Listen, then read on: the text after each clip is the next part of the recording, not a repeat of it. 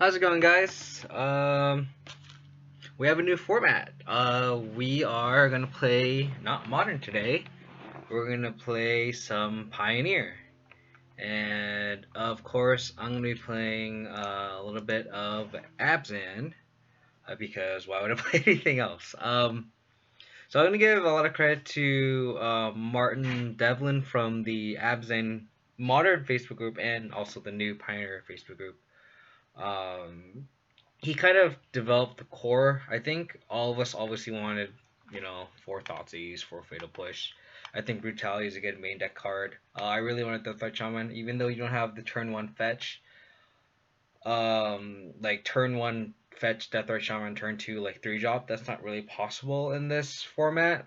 I still think Death Threat Shaman's good because you can ramp into a four drop on turn three, and which our deck has plenty of. And on top of that, in the late game, it just ends up being a card that just constantly drains for two. I've gotten in situations where my opponent's at four, and I just somehow stabilize end of turn drain with Death Right Shaman, main phase drain with Death Right Shaman again. It just gives the deck a lot of reach, and also since there's gonna be a lot of red aggro decks at a format's first inception, the gain 2 life aspect of this card is also very good. I Den Protectors kind of looked like it would be kind of clunky, but in practice she's felt really good. Two Last Hopes pretty good. Kaya has been very impressive for me. On top of that, two trackers, of course, and the main star of the show is three Siege Rhinos. I think that's the main reason why to play white. I don't know if it's a good reason to play white, but I think it's enough reason to play white. On top of Kaya and Offenza and just random stuff like Kaya's Wrath and Blessed Alliance. I could see a version of BGX where it's just straight green black. Your mana base would be better. That being said, I think Rhino, in a combination of Rhino and Deathrite, kind of gives the deck overall reach, I think, which would be really good. I think NFN's is going to be kind of cute against stuff like Hardened Scales, especially against stuff like Hangerback Walker, especially since our colors don't have any actual exile effects other than Kaya. Again, another reason to run white. The sideboard's kind of a wash. You don't really know what we're going to play against. I kind of just copy and pasted his. I added a Golgari Charm, just something more flexible. I like having three sweepers as well, and this kind of qualifies as having three sweepers. I'm kind of just trusting Martin on like the Liliana's trend. I'm gonna be trying them first this league. This is kind of a grind card. Could be Gideon. Could be any sort of insert random planeswalker. In terms of the main, this is kind of like a work in progress. I only played one league so far, and I went 4-1. I know Martin went 5-0 with, I think, a very similar. I think the list that he 5-0'd with, I went 4-1. But in terms of changes, I think I would make, I would probably cut. I probably want to cut a creature for a Rogue Decay, maybe cut a Cletus or something. I think 3 dress is a lot, but since the results are pretty good right now, I'm just gonna kind of just stick with it. And not ask too many questions and kind of get a little bit more of a bigger sample size in terms of data, and then start making a lot of changes. Why Splagass over Needle? I kind of just copied. To be honest, I just copied Martin Devlin. He had 2 Spyglasses over Needle. Maybe the information is better. I mean, this format is fresh, so I think it'd be good to get the information. I haven't really gotten punished for the 2 mana versus the 1 mana, so I was also thinking about making that change. Because against stuff like Sultai, Oko, you didn't instinctively want to name Needle, but I mean, if you see a bigger Planeswalker in hand, it might be useful there. That's the only answer I could really give. I really don't have a good answer to that.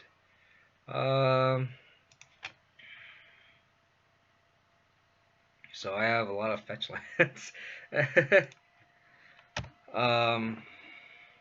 This is also one of the downsides of playing 3 colors. You're forced to play these fetch lands that are otherwise pretty clunky. Luckily, I'm on the play here, so I'm not too punished.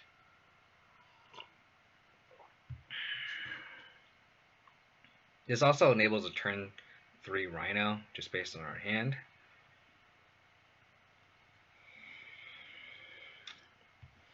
We'll see what we're playing against. Once Upon a Time is pretty good. Is it Guildgate?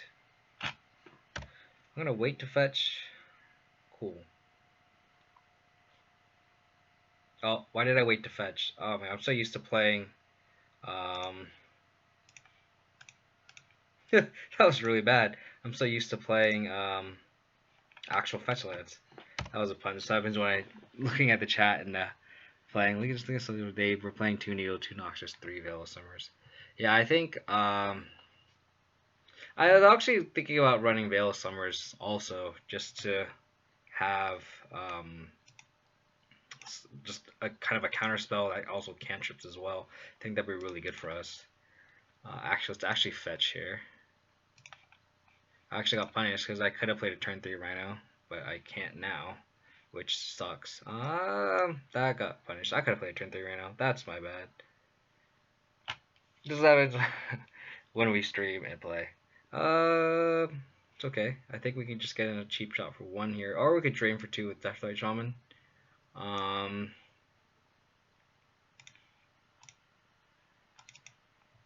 I think I'm okay with holding a Deathrite Shaman here. We can just hold Fatal Push if we need to be a little bit more mana efficient. Positive Harmony. Oh, so it's like a gate deck. Interesting.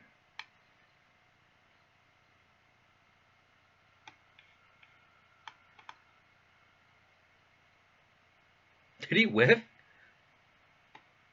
He whiffed. Oh, that's awful. I'm sorry, buddy.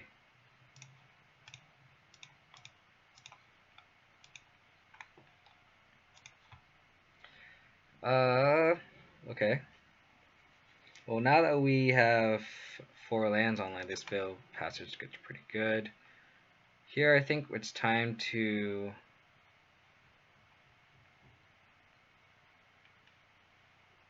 thinking I can attack with 1 Deathrite.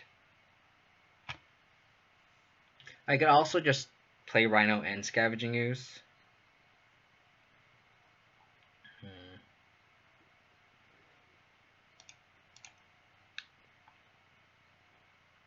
I think I'm going to want Forest anyway. Play Scavenging Ooze. So with Deathrite Shaman, you have to make sure to click the mana that you actually want, even though it doesn't really matter here.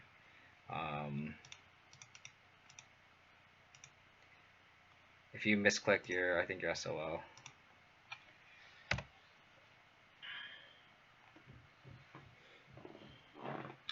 So it looks like it's just like a Guildgate deck. I wish I had a Maelstrom Pulse in this format. That would have been pretty cool.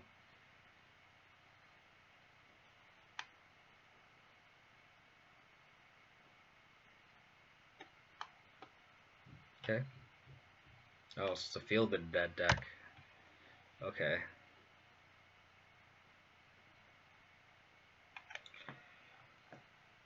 I'm tempted to kind of Assassin's Trophy this guy. 7 more lands. I kind of want to hold up 2 mana.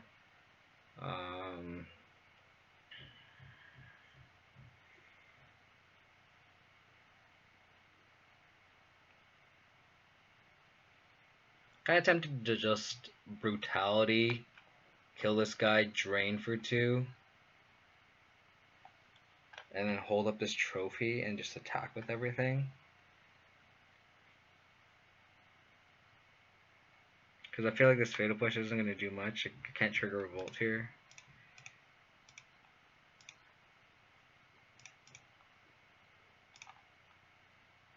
Kill a non-summoning sick one. Just got a Fatal Push. On F6. So 4, 5, 6, 7, 8.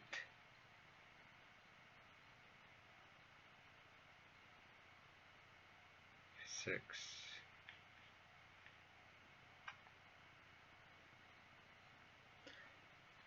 4, 6, 7. I'm trying to figure out if I should attack with Death Shaman or not. I could probably get away with attacking with one, and then hold up Deathrite and a land, and I could either end a turn drain for 2 or B, um, have mana for Assassin's Trophy. So I think I'm gonna attack with 1.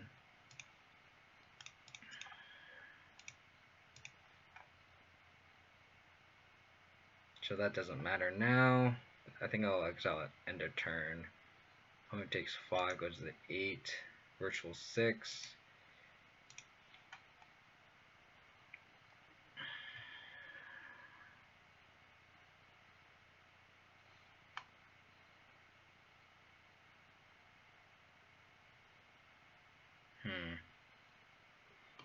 Golos.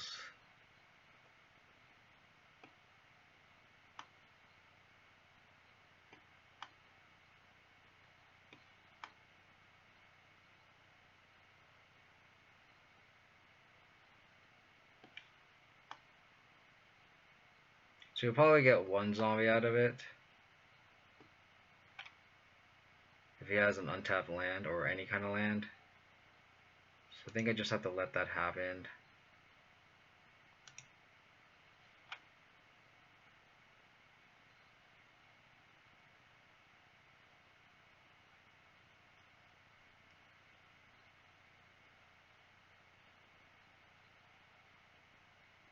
Oh, I just get 2 zombies. That's gross. Okay.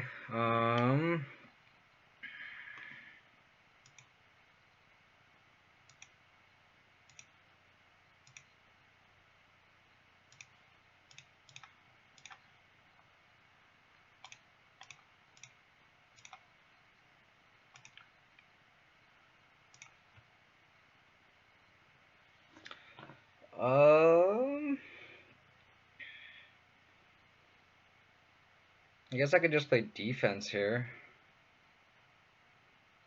I guess I could thought seize and make sure my opponent doesn't have anything. He's gonna fetch something. Get another zombie. So yeah, let's thought seize here.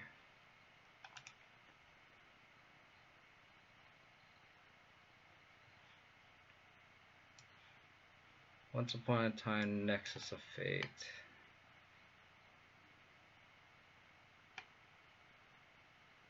Yes, I think I'm gonna take the Nexus here.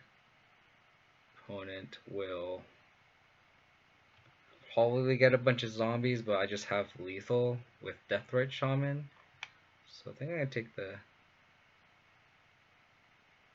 Nexus here.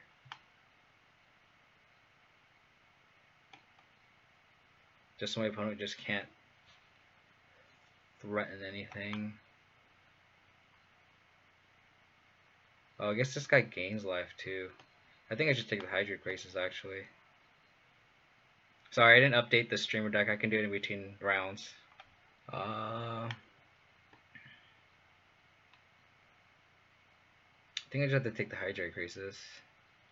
And then hope my opponent misses on Nexus of Fate.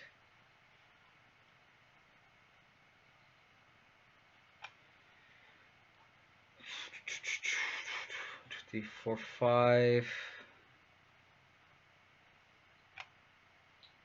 Yeah. That's how I took the Hydra Creases. I'm trying to figure out if I should attack. Because if I attack, he's going to get a zombie. He's forced to chump at least 1 with Scavenging Ooze here. This trophy gets really awkward. I could attack with both these guys. The Golos could stonewall the Rhino. So he's forced to... Yeah, I guess I'm forced to...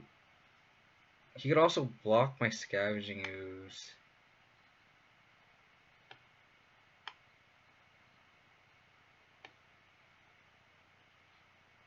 Just 1 zombie. He could also double block my Rhino and chump my Scavenging Ooze.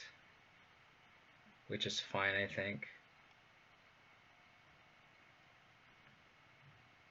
Yeah, I think it's safe to attack with both Skoos and Rhino. And I don't think I'm going to And I think I'm safe from being dead. I could trophy the field. That's also another line. In response to this fetch too.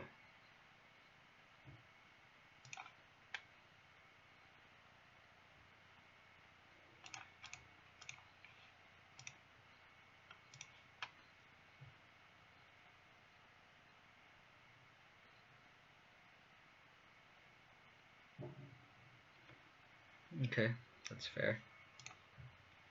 It's a fair trade.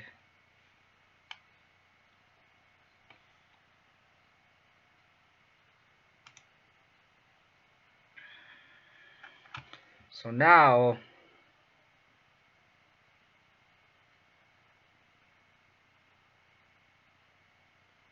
trying to figure out if I should trophy the field. I kind of don't want to trophy the field. Let's see if my opponent fetches with failed passage. Doesn't. Okay.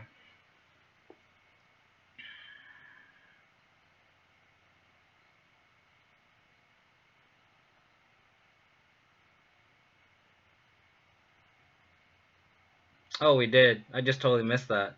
Thank you. I'm distracted by you, the stream decker. Let me update that real quick. Oops. We did have lethal. You are 100% correct. I think I'll let this happen. Or I guess I could trophy this Golos.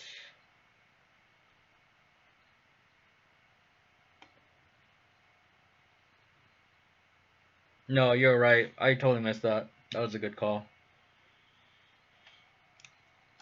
I was gonna update that.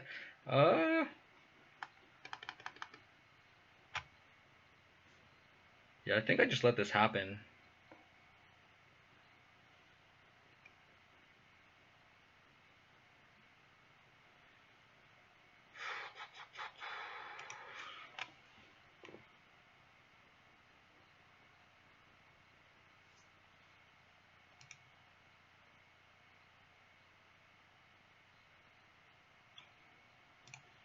It's fine.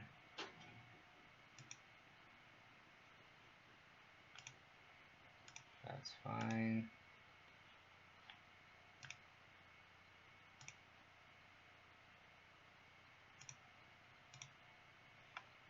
So I think I trophy this here.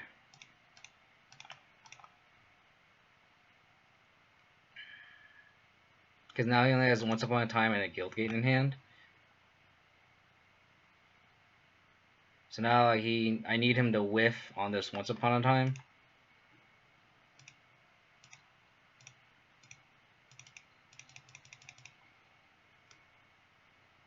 And even then, so I need him to whiff on the Krasis pretty much.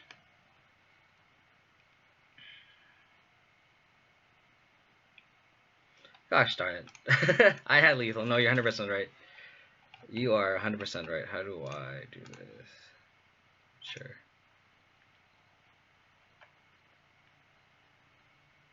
Sure.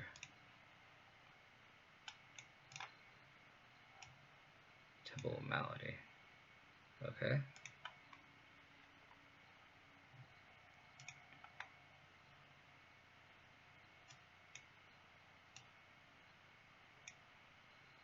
Okay. That's fine. That is fine. I potentially punted. And I didn't get punished. Sometimes that's how magic works, I guess. Sometimes that's just how magic works. Sometimes you just get lucky, even though you're just bad. Okay, let's see. So Ashocks are obviously going to be very, very good here.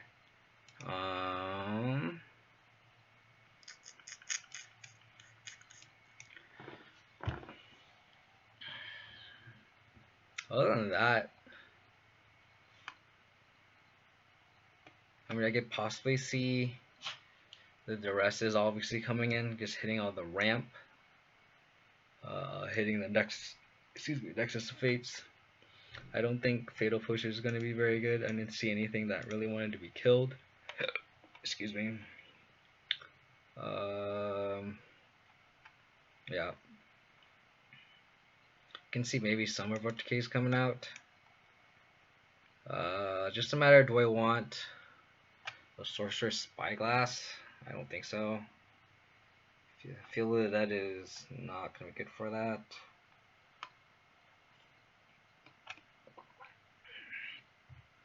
I don't think Last Hope's good either. I guess it hits the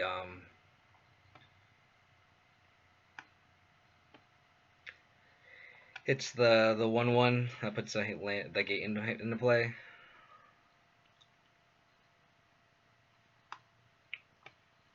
Like all these cards. Like I don't want any of these walkers here. I don't think these cards are gonna be that great. I mean, I think Kaya might be nice to like ramp or to plus and then just drain. That's what I was thinking for Spyglass, but I don't think that's good enough. Like I feel like once you, I think Golos fetching for a field with that is damage already done. I think at that point it's just a vanilla 3/5. I think I'm just gonna wear out these pushes and then like maybe a decay and then just submit this.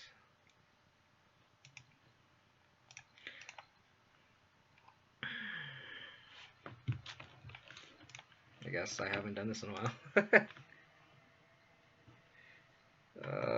That's a pretty awful hand. Sure. It's a little slow. I think I'm gonna bottom this Last Hope. I don't think it does anything meaningful here. I could see arguments for bottoming Rhino, but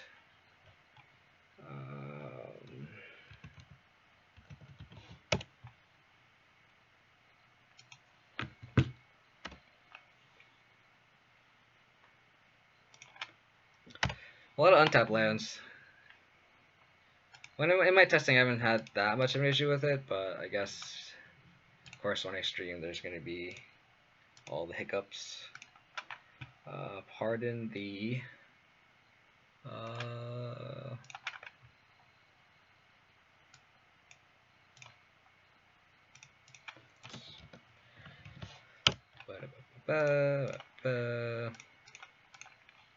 sure.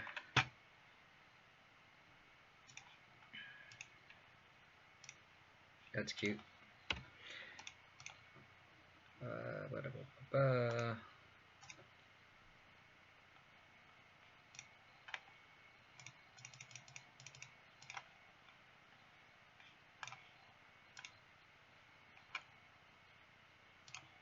There you go. Now you guys can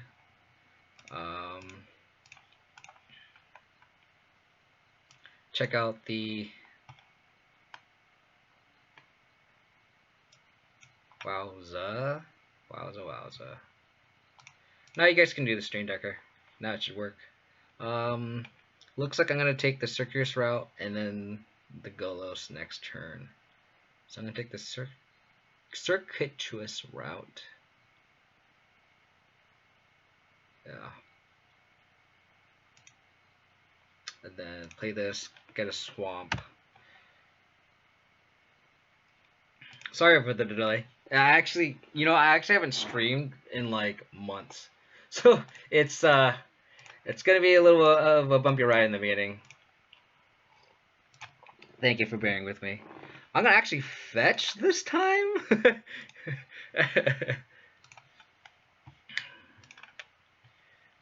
Take the Golos here.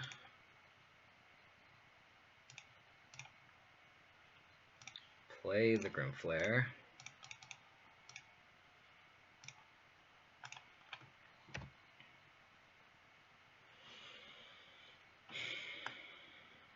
That card's pretty good.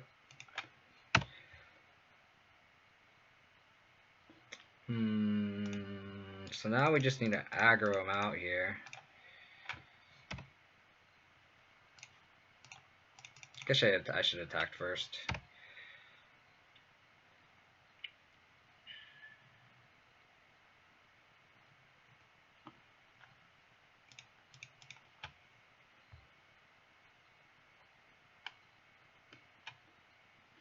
Of course, he just had the Field of the Dead naturally, so.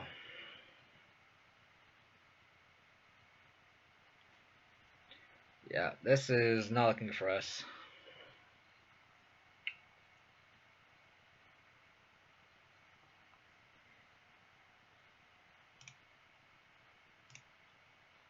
So I don't know any of the cards on his hand.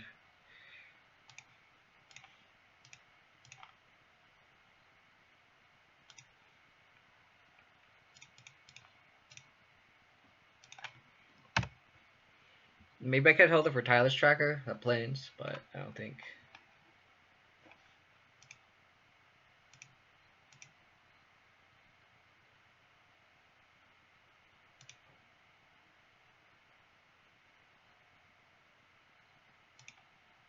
Yep.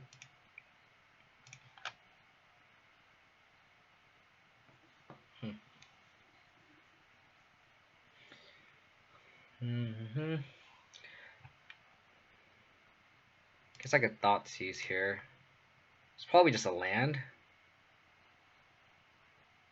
I'm like 85% sure it's a land. Oh. So I think I can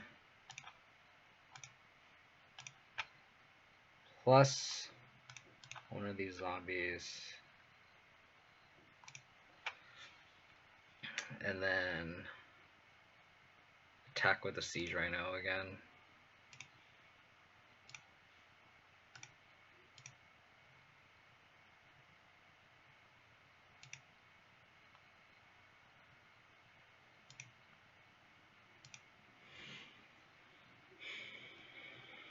This castle's pretty good. We have a one-up castle of our own too. The black one that draws a card. It's like a Phyrexian Arena-ish. Bottom top, that's scary. Yeah, sure.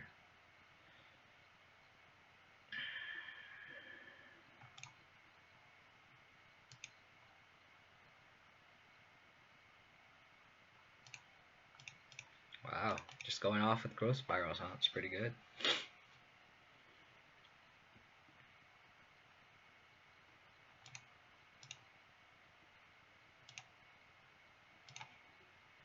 So I just eat the Golos at end of turn. Don't know how I'm getting out of this.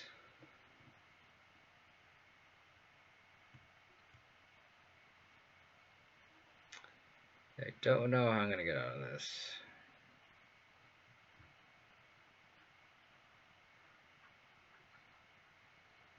I think we can attack with the Rhino, trade.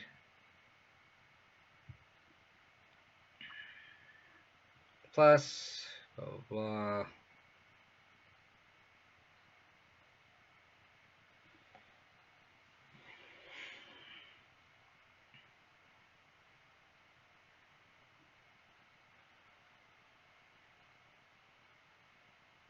I mean, I could trade a manland with a zombie token. That's kind of awkward.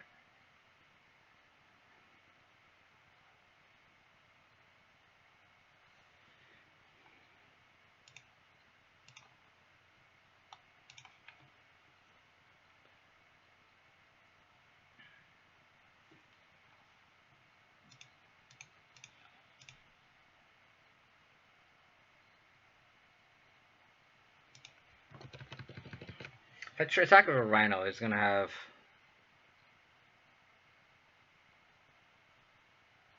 I mean, I could attack with a Rhino and then bring it back with Den Protector. That's actually not bad. I don't think that's a bad line.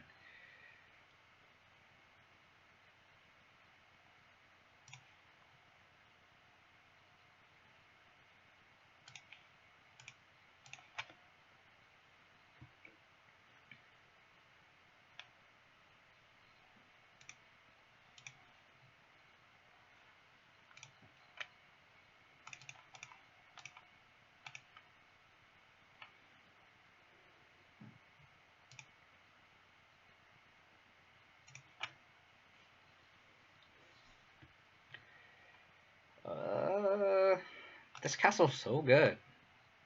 Just all the scrying. All the scrying. Bottom two. That's exactly what I want to see here.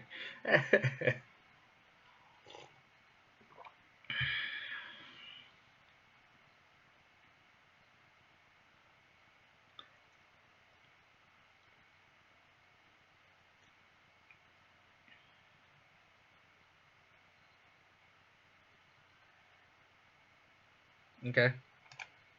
That's fine.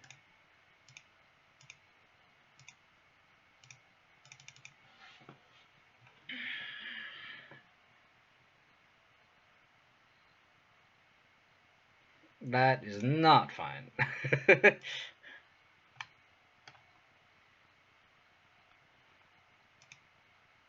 More field that's got it.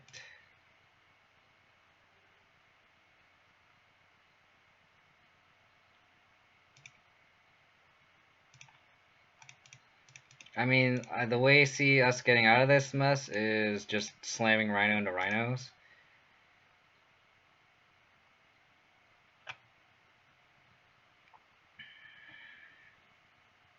Yep, Shaman on top would be nice. I would say it's like Shaman into Rhino into, like, that would be ideal. And that actually makes me want to even possibly just minus aggressively on this Leovold here. Or minus on this Liliana here.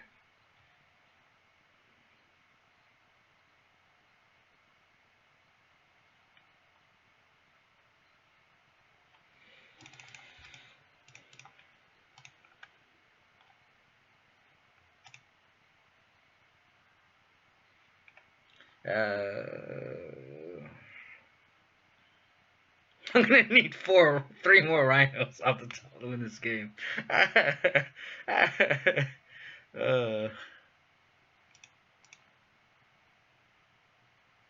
I can just nullify one zombie here.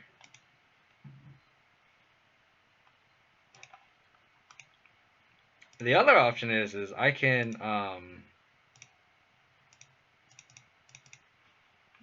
try to ultimate this Liliana here. That's also our other line.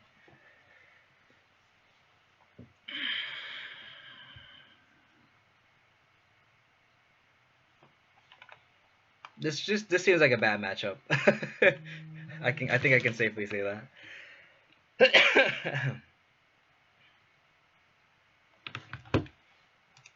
Time is also a factor. That I play a little bit more faster. I think I'm just gonna fix this turn. Yep.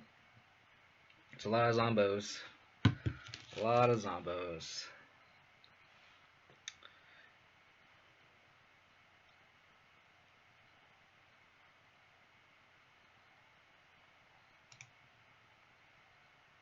Wow. Yep.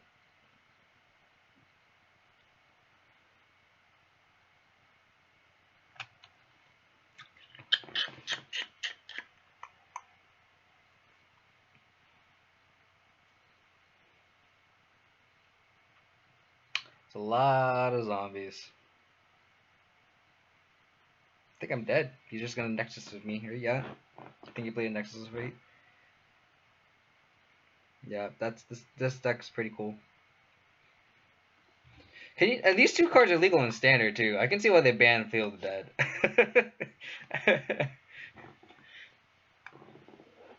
This is like the Pioneer version of Scapeshift, huh? Isn't Scapeshift legal in this format? I wonder if they play Scapeshift.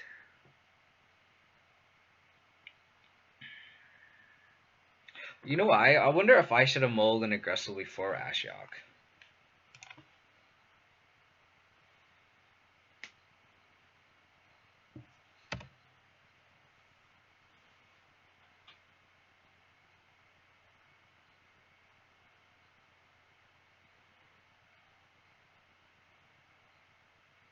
Because I don't think this deck can beat Ashiok.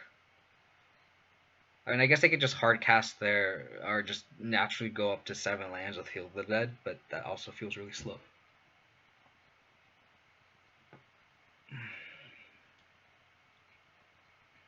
Oh my god.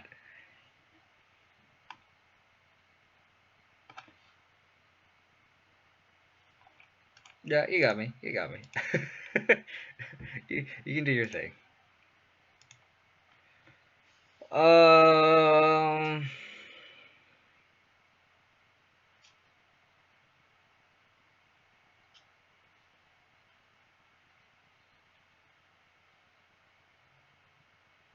I don't think I can change anything here. I mean, I could see some amount of fatal push just to like kill zombies, which feels pretty bad. I think I'm gonna actually want like fatal pushes more than like a decay here.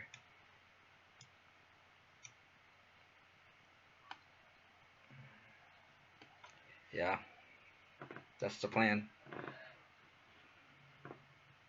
Like I'm just wondering if like fatal push is just better than last hope as a combat trick, so I can like attack with the Grim Flare, and then like like Grim Flare didn't do anything in that game just because of that 0-3, and I can see an argument for having that over a last hope that just doesn't do much. I mean, it opened up a line to bring back rhinos, but I think fatal pushes are just better than like these two last hopes. Yeah, I was actually considering Murderous Rider as well. Um, I can see it over like the third duress. I definitely do have that on my radar. I think that's going to be one of the main changes I've been discussing with Martin with this list as well. I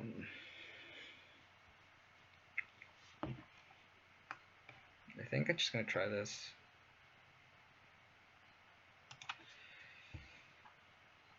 I'm just going to roll that back. I think Fatal Wizard is better than Leona's, I think. Wow, good hand. This is a great hand.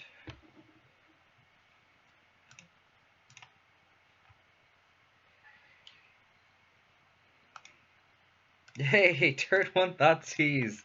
Something that I've taken for granted in this format for sure. I'm gonna take the Golos. Yeah, turn one Thoughtseize, turn two Grimflare, turn three Collective Brutality, take the Scourgers route. I think we have a line here, boys. I think we have a line.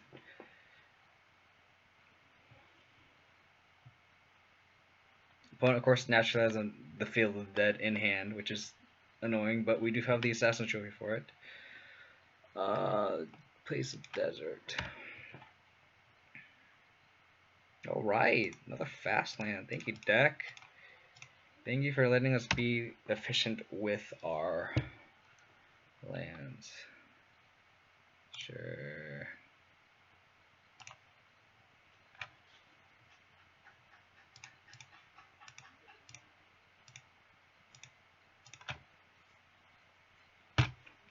Perfect.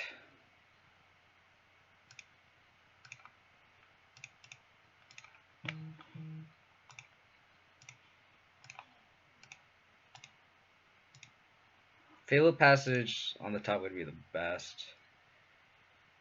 I don't think we need. I guess we do want Thoughtseize. I'm definitely gonna mill the Deathrite Shaman to grow my Grimflare.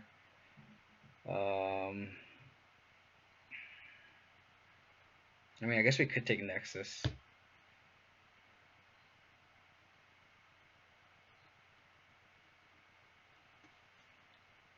It is a grinding too fun. I do like it for sure. I think I'm definitely milling the Shaman. I'm definitely putting the Passage on top next. It's just a matter, do I want the... I don't think I want the Thoughtseize first.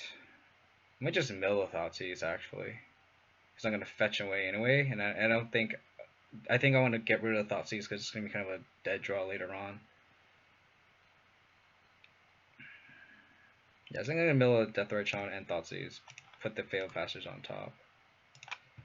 Maybe I should have Brutality'd first to get more information. I think that would have been the cleaner play. Oh, he has the goals. Of course he does. That's awkward.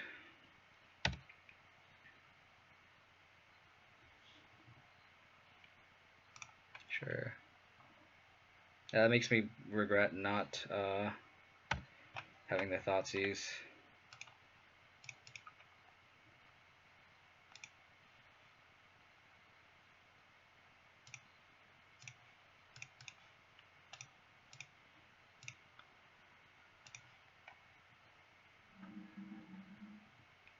I think I want any of these. Don't think I want any of these.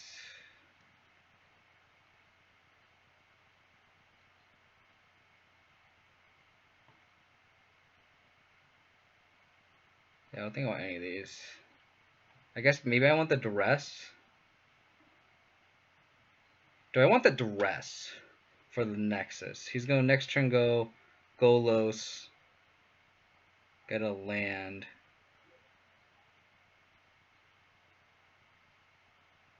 And I guess I can Nexus the duress and Nexus away.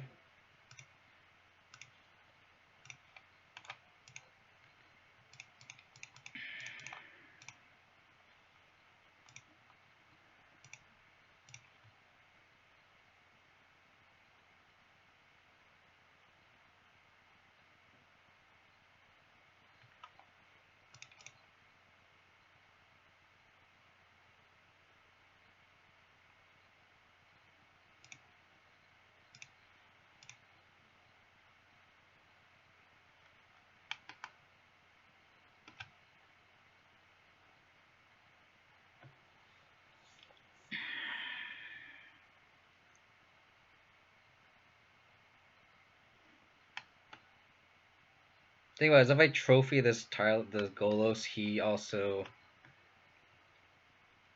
gets a zombie trigger.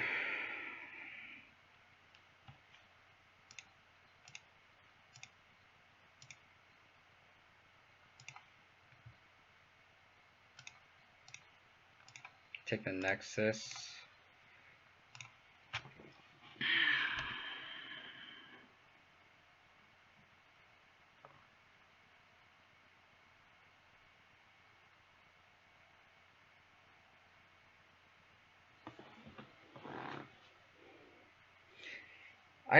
It's just a matter, do I want to trophy the Golos? And my opponent gets a zombie, gets another zombie.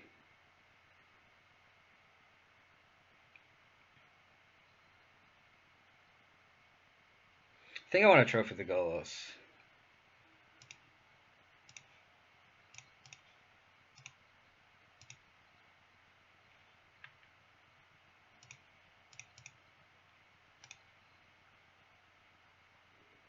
I can see a line of hitting the Field of the Dead. But then he's going to be able to activate this. He has no black mana, though.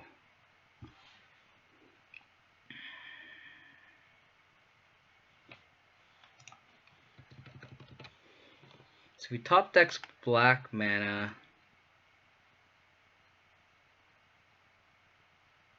Yeah. I think I'm just going to trophy the Golos. And I think I can value that. The flare trigger also.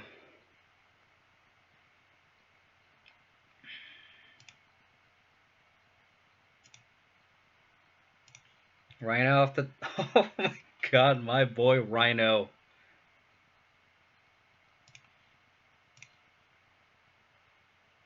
I'll put the push on top, so there you go. Come on, baby. Okay, that's fine. Don't gain any life, and my Siege Rhino will be fantastic. It's fine.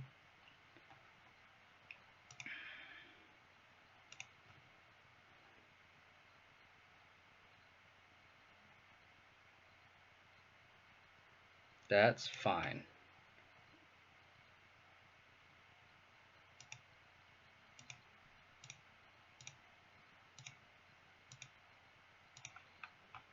Hey!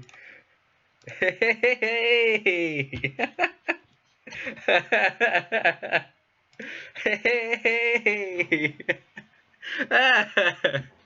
Oh, I missed you, Siege Rhino. I missed you so much. Oh, that feels good. It's funny because the league that I played, prior to this, off stream. I didn't get one rhino to resolve. I got 2 rhinos countered, and then I didn't get to play the other one. Oh yes. Oh yes. Oh yes. That's the best.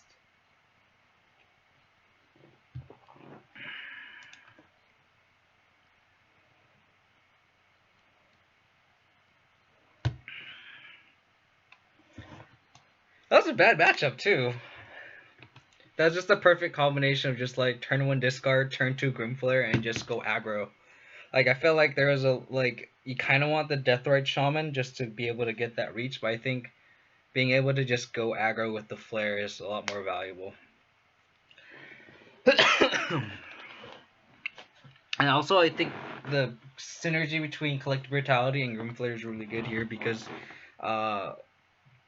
being able to pitch cards that, like my league yesterday I played, you're able to pitch a creature that normally would have been hard to hit, enable dealing for your Grimflare. And lands too if you don't draw your Fable Passage. I think the version we had yesterday, we only ran 2 Fable Passages, but now we have, I upped the Fable Passage count to 3.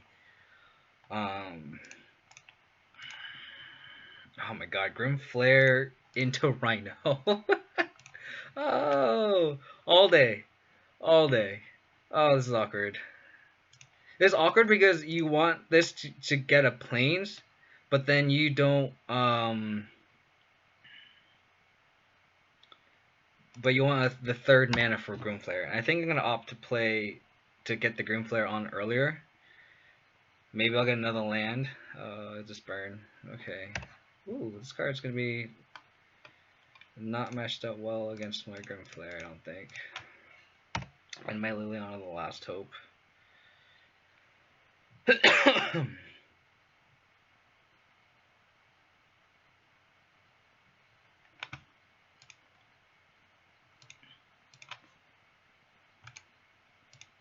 Untap land? Untap land? Okay, that's fine.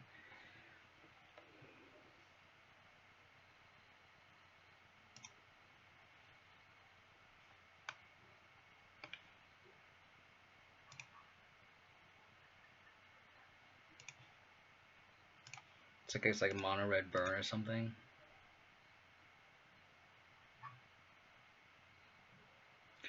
Trigger on the stack, I gotta fetch. Got a planes.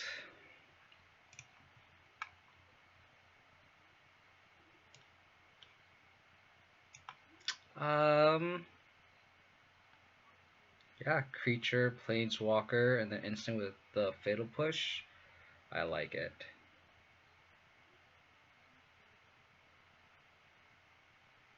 I already have the Last Hope in my hand, so I'm gonna move that.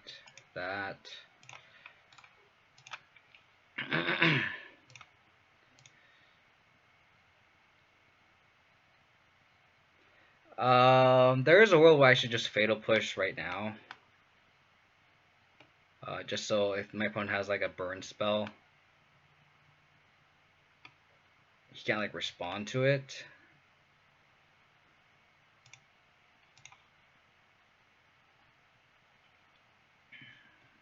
I could probably do that. But I'm gonna pass and just hopefully my opponent walks into it. I'm gonna try to bait my opponent to bolt my flare or something. Okay.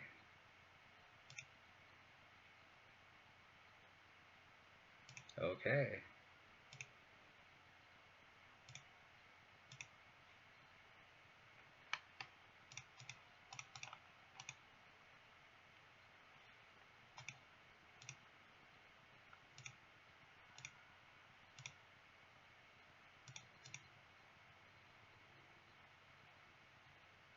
Jeez.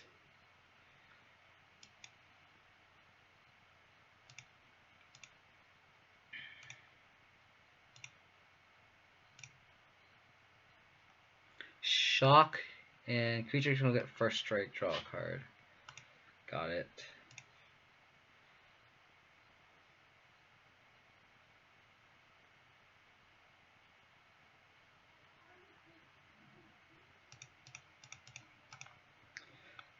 I think I'm gonna play this Kaya here actually, and then exile this guy because I don't want my opponent to be able to shrink my Groom Flare permanently.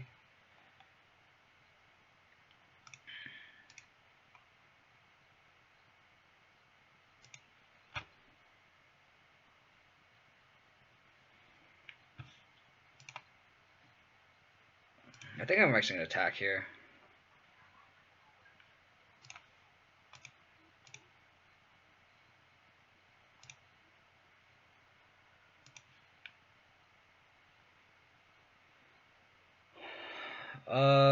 I actually think I want the land here.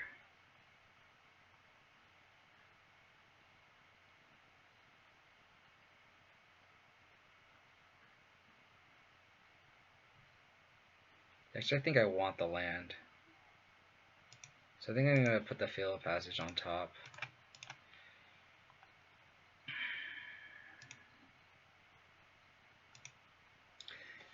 I'm gonna take a crap ton of damage from here, but I'm hoping Kaya at least takes on half of the damage. Hope my opponent taps out, and then I can plus Liliana.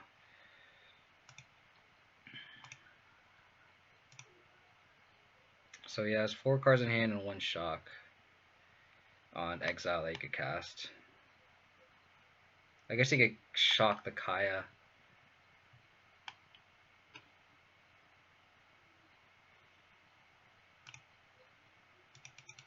And I would take potentially 10 damage. That's a lot.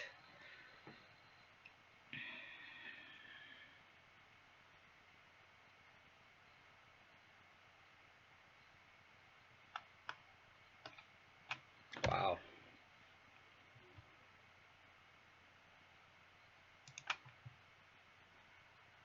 It actually might be worth playing defense here.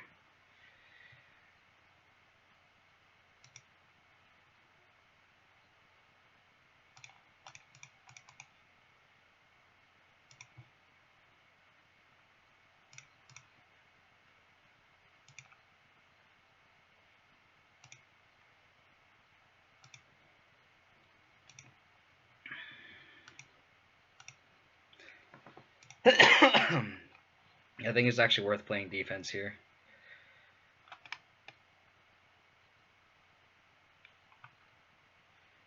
Oh, Reveler, yikes. Oh man, that's pretty good.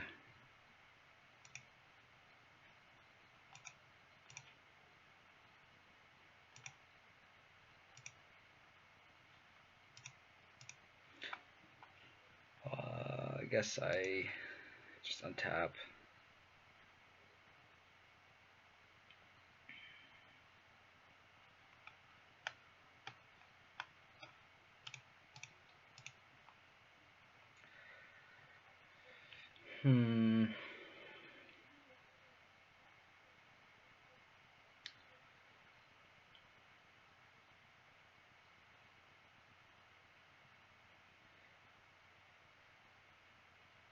Trying to figure if I should play Rhino. I should probably just play Rhino here.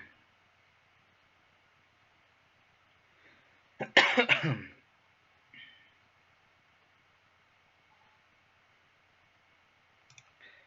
I'll play Rhino here.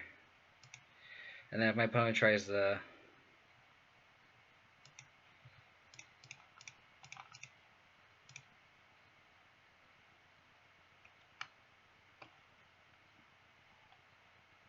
if I should attack with Grimflower or not.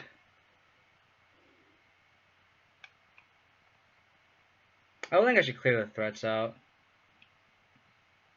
I mean, I could push Trophy. I mean, that might be a good line too. Yeah, actually that's a good line as well. Push Trophy this.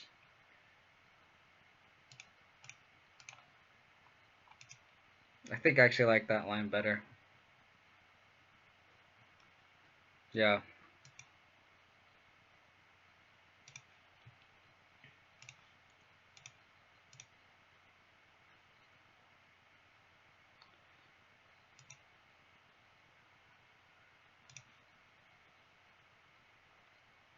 Decay. Do I want Decay? I don't think I do. I don't think I want to K. I guess I could use the removal.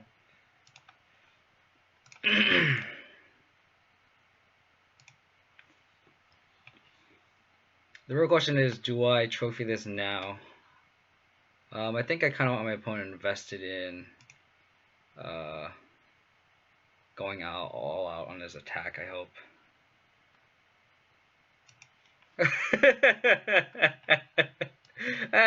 Not sure what is correct, but if Rana is wrong, I don't want to be right.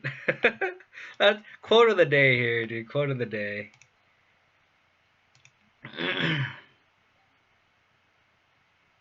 Oh my goodness.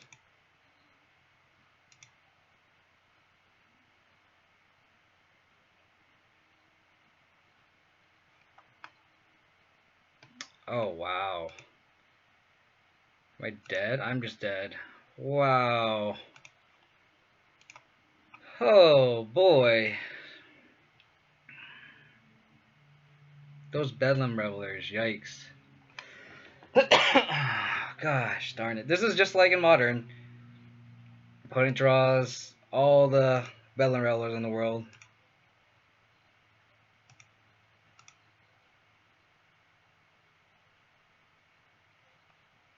Oh wow. I'm gonna not show the trophy here. Oh man, that was brutal. The Ashocks seem okay here. Just to turn off Bedlam Reveler. I think I want these removal spells as well. Cut out the Thought Seizes. Yikes. That was a good draw, to say the least, from my opponent. The problem I have with these duresses is I feel like we want to handle their creatures as well, and we're kind of naked to that with just the duress.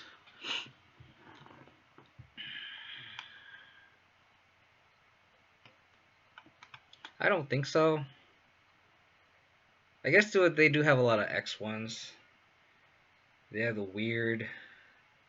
Yeah, I can see this too. I think I like it more than like the duresses.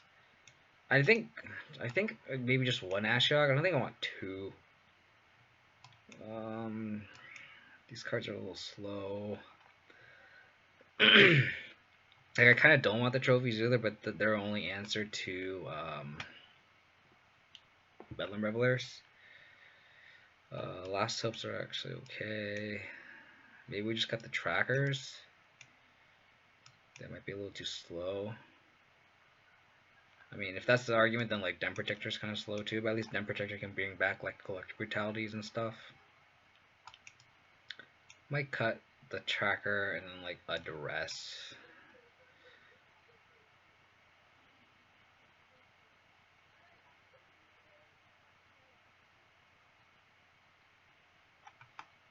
Maybe cut a Den Protector. Let's go like that.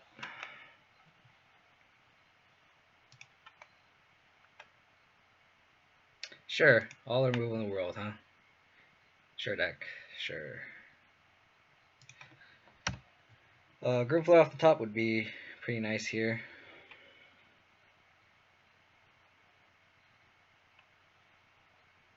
Sure. Let's get this out of the way. Safe to say that's a pretty good draw, I think. Just shut off our opponent's graveyard off the bat.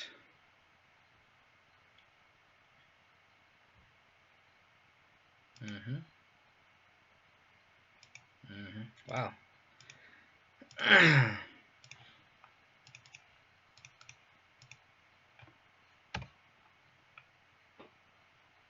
Okay.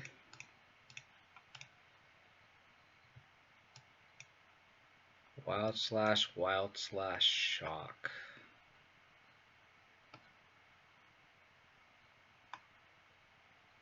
I mean, I think I just take the spirit here.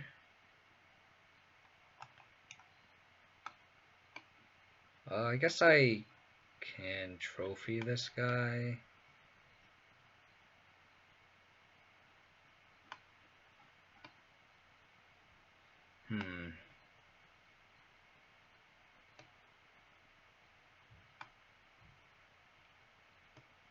Watt Slash is just a strictly better shock.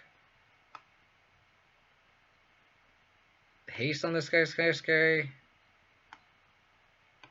But it's essentially 2 mana shock. I think I'm just going to take it.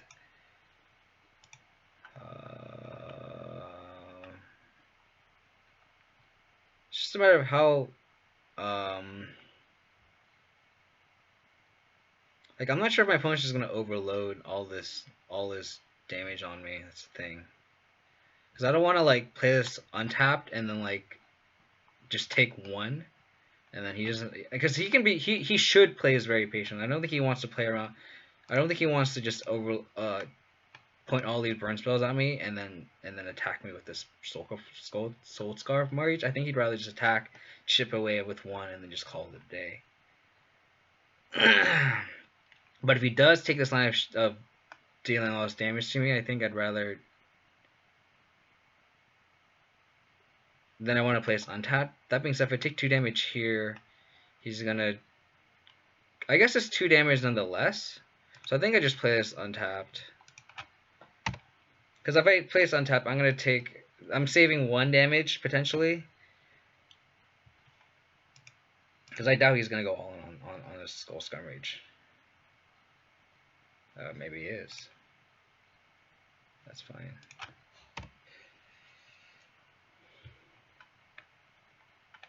There's my boy.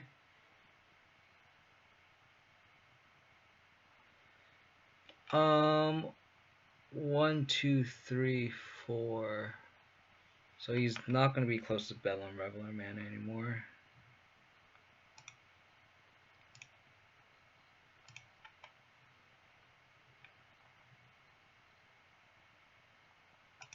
I don't want to shrink my Rhino, so I might just trophy the Soul Scar Mage and then play Rhino. I was hoping you draw like a cheaper removal spell for it. Sure. I'm hoping he just overloads me here.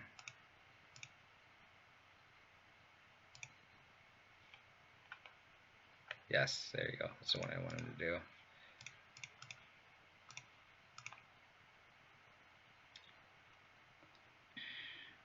One, two, three, four.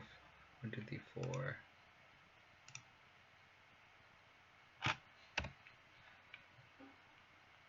So I think I'm actually going to play as Ashok here.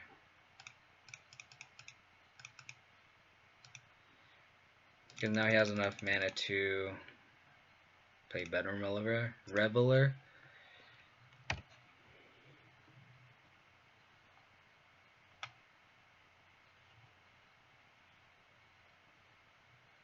Yep. Sure.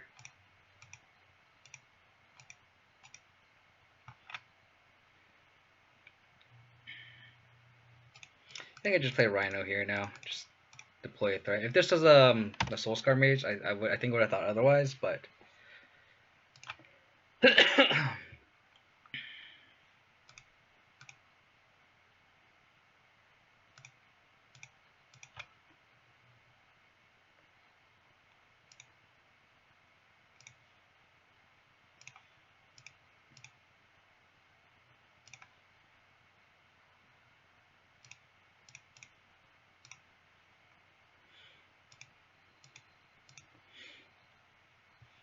what's up, Piss4? How's it going, dude?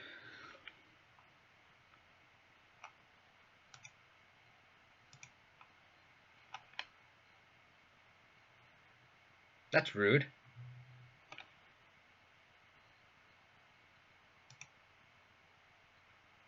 That's rude.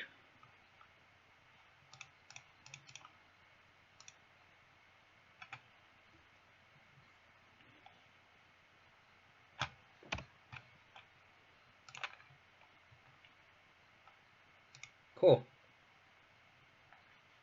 What a card.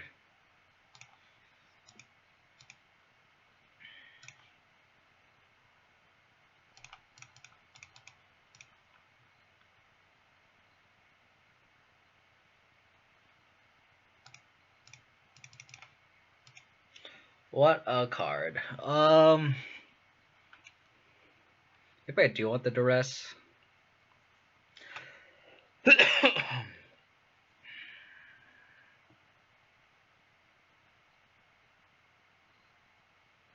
I think I like the duress more than the Vraska. Like, I don't think this matchup calls for Vraska. I want the duress. Maybe I want to languish too, just because they're so creature heavy. Like on the draw, like the languish seems fine.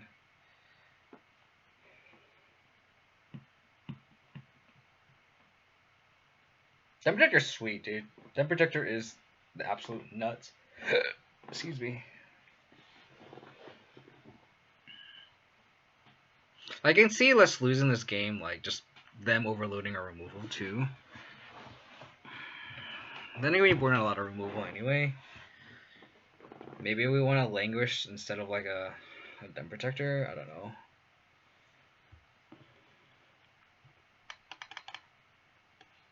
I think it's okay. I think we already have Golgari Charms. I think we're fine. I think having 3 dress on the draw is pretty clutch as well. Sure, seems fine.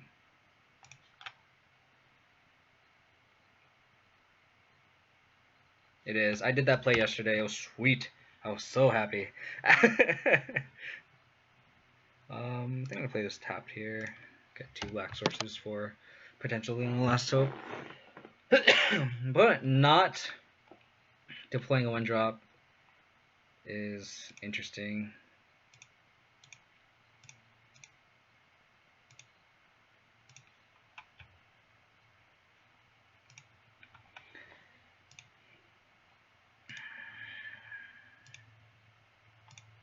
And I hope my opponent just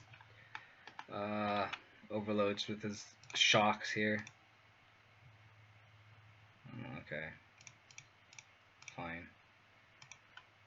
So you just like flooded with Runaway Steamkins. So Liliana Last Hope would be absurd here. I'd appreciate Liliana Last Hope. Sure.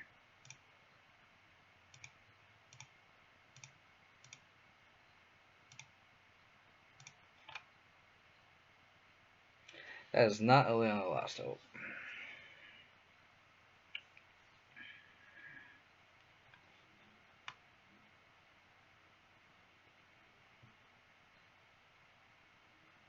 I really want to be able to escalate this. I really don't want to trophy this guy either. I don't think I want to play Dem Protector either.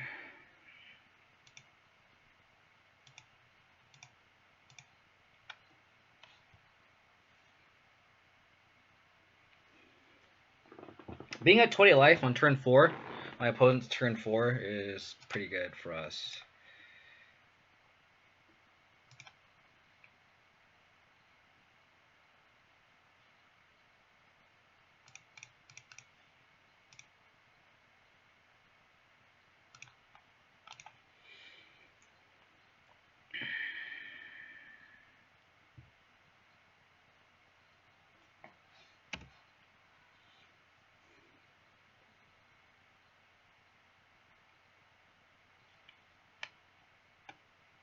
Yeah, I'll take 4. I'm at 20 life.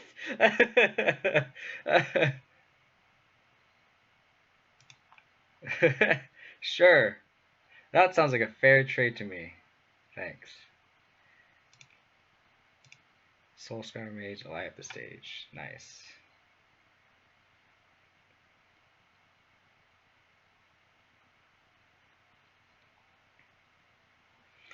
I just wonder if it's worth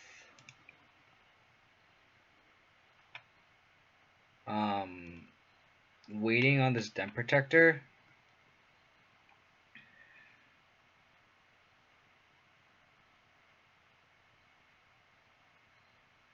I think it's, yeah, I think I'm gonna wait for this to get actual value on this Dem Protector and hold up Assassin's Trophy for the Soulscar Mage.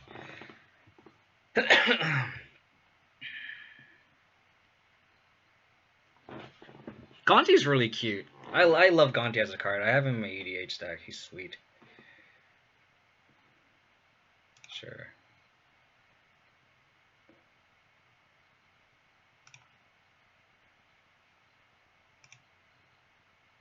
Another light up the stage. Nice.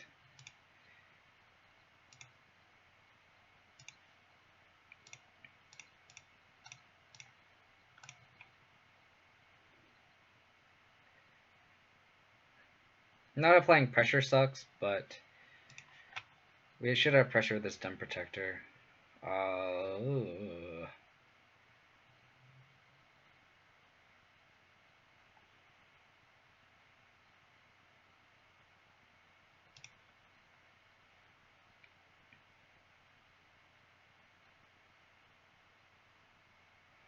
think it's safe to just cast his face down.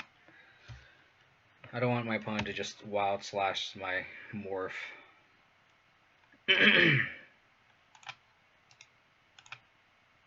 Oh no. I don't. Undo. Undo. I do not want to F6 during that.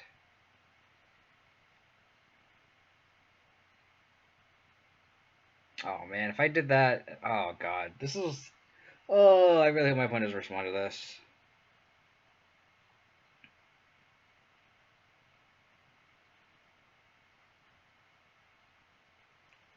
Undo, please. Turn off auto yields. Undo yield through turn, please. Undo yield through turn, please.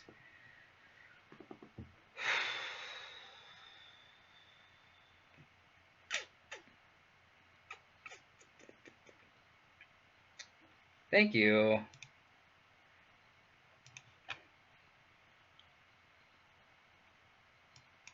Wow, we need to undo turn. Thank God.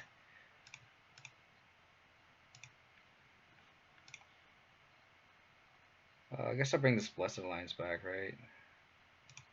I think it's the most useful card. I already have a trophy.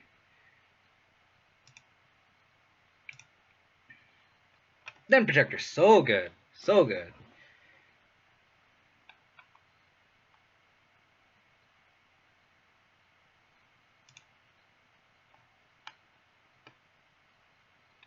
Sure.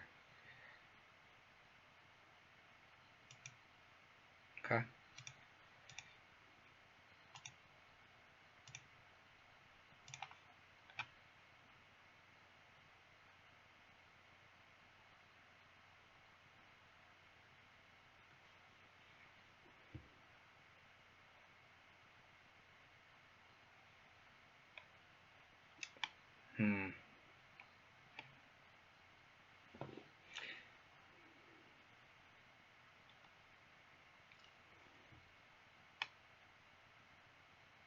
If you cast it, I don't think you can counter a morph on the stack.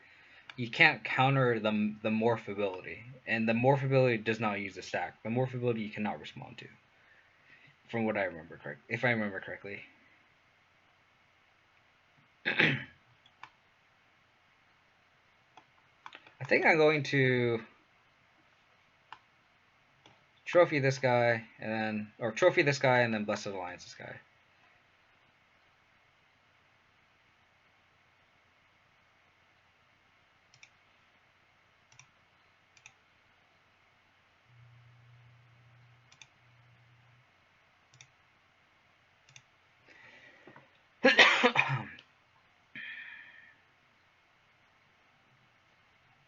I just really hope he doesn't have a Bedlam Revel off the top.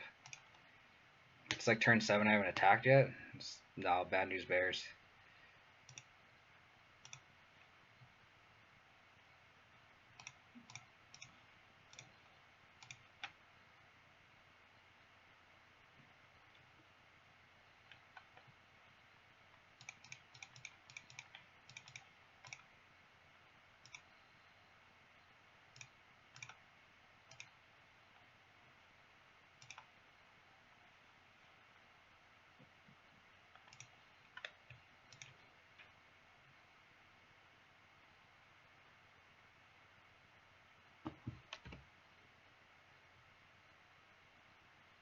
It's actually a good draw.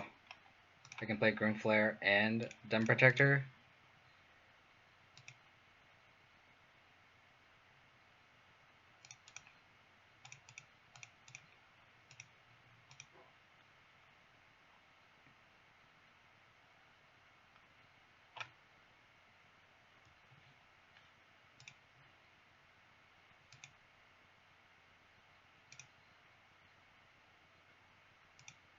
Oh, and I can Den Protector back my other Den Protector. Oh my god, this card's so good.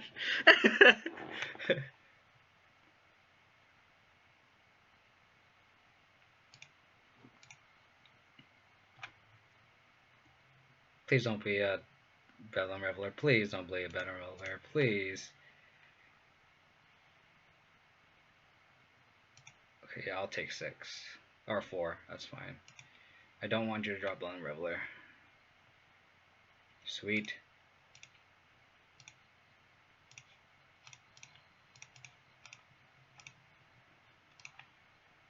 Den Protector. Brings back Den Protector. Brings back Den Protector.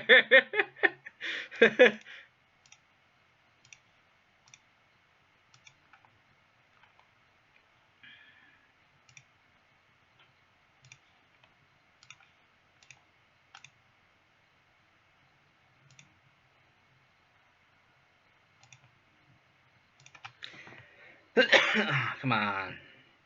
Come on. Don't be a Bedlam Reveler. Okay, no Reveler. Oh, Monster Swiss Sphere. And Wizard. Okay, okay.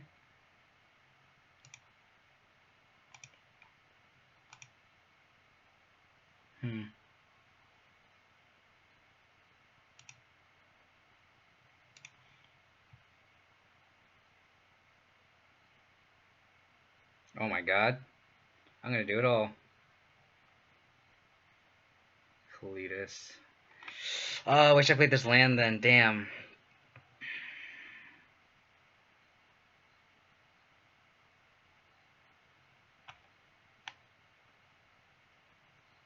Don't want to go to 4.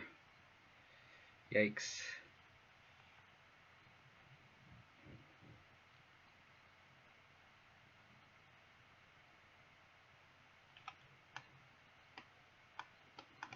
I was holding for. Why did I hold that land?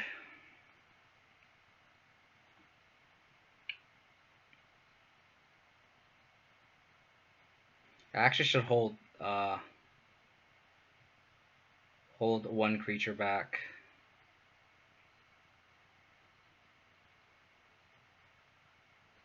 Because he's gonna play this on with haste.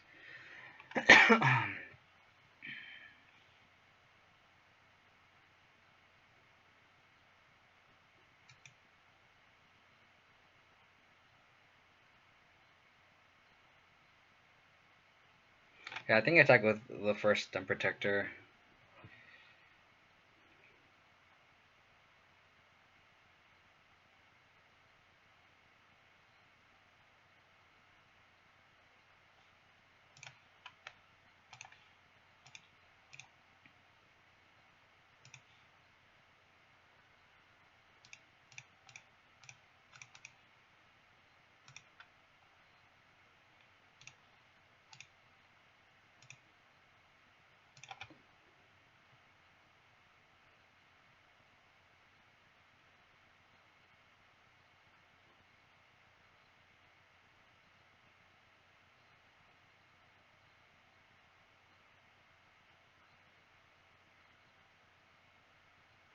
Okay.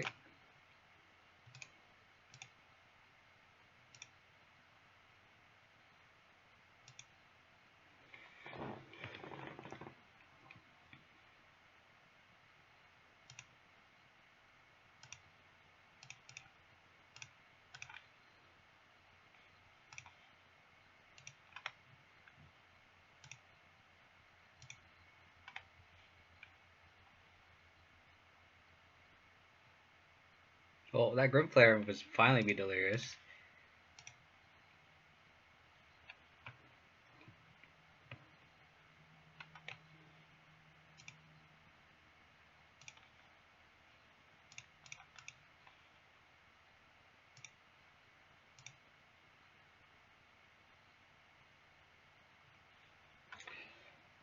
I think I just gain the 3, call it a day.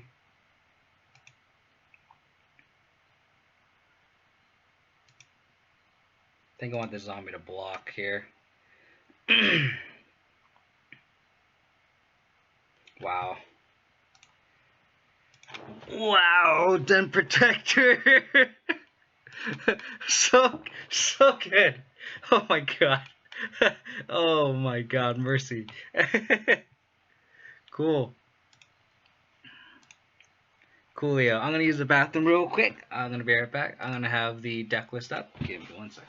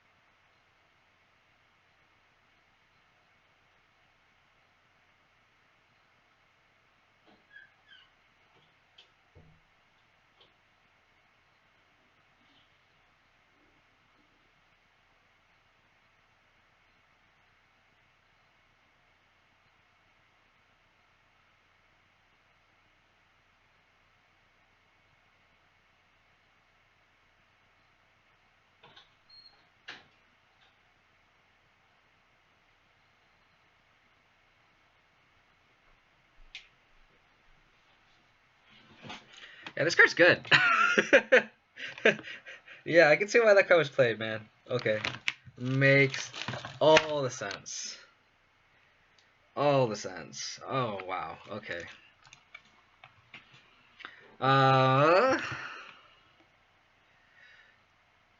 10 viewers, guys. Thanks for tuning in. Hope you guys are enjoying the Abzan stream. If you guys want to support the channel, you guys can give me a follow on Twitch. And if you guys want up-to-date stream on when I stream, you can follow me on Twitter. Twitter would be the easiest way to see when I stream. And if you want any questions or anything, you can let me know. You can message me on Twitter. I'd love to chat anything about Abzan. Abzan is my pride and joy.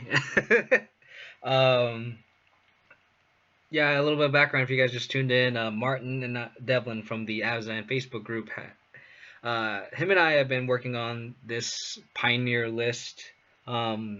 I kind of had a couple ideas, and he kind of put the core together. And he just 5-0'd yesterday. I, for one, my first league, we're off to a good start, 2-0. Siege Rhino is great. If you guys missed the first match, I Siege Rhino'd for lethal, which feels absolutely fantastic. What was even better was Grimflare surveilled into a Siege Rhino, which is the best.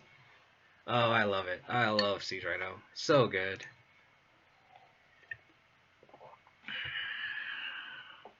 Hopefully we can keep this up.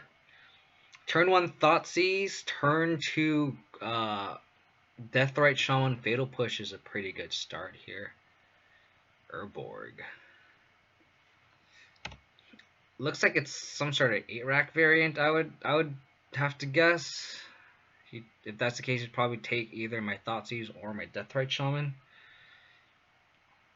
He took my Thoughtseize. Okie dokie.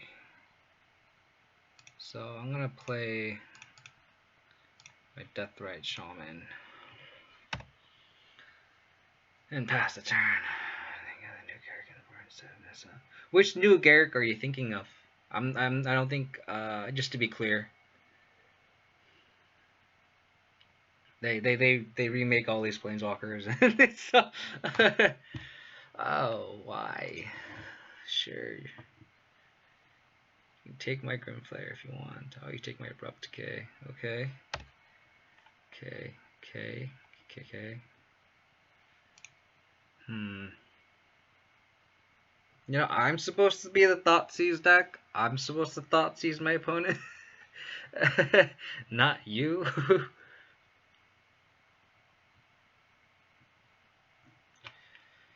Sure.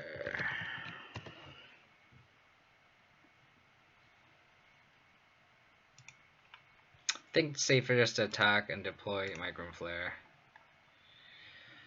Call it a day. My Fatal Push is probably useless in this match. If this deck is not 8-rack, then the castle should be able to take over the game. Let's get a better look at it.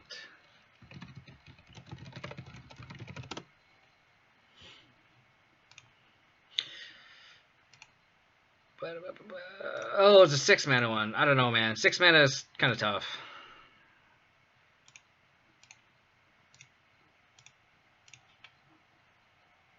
Oh, my love. My true love. My true love.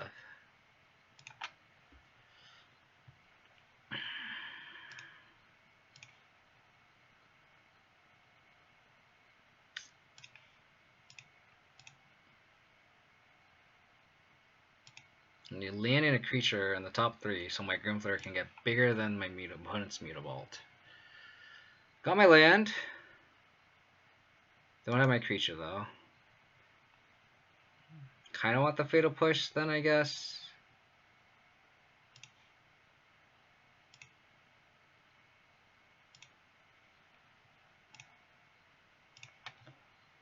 So that means I could end it, so I could cast Fusion and push my opponent's Mutavault.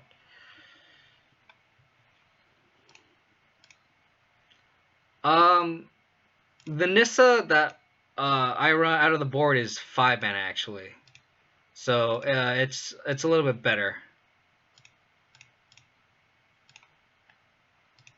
The difference between 5 mana and 6 mana is huge.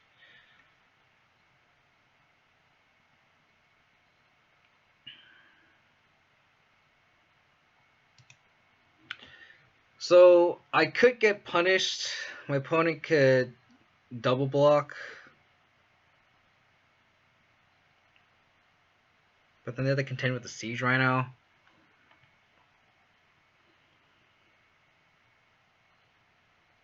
So like I'm gonna attack, right? If my opponent just blocks with the Aetherborn, I completely just destroy my opponent. If my opponent activates Mutavault and double blocks, which is the correct play. Like, am I okay with trading my Grimflayer for a Mutavault?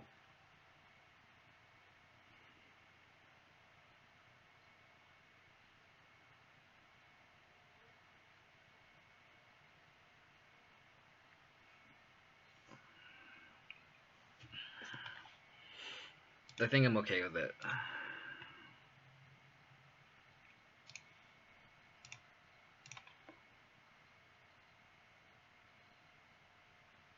Oh, my opponent just wants to get destroyed. Just wants to get destroyed. Got the creature here now. I think I still want the Brutale on the top. Get the reach.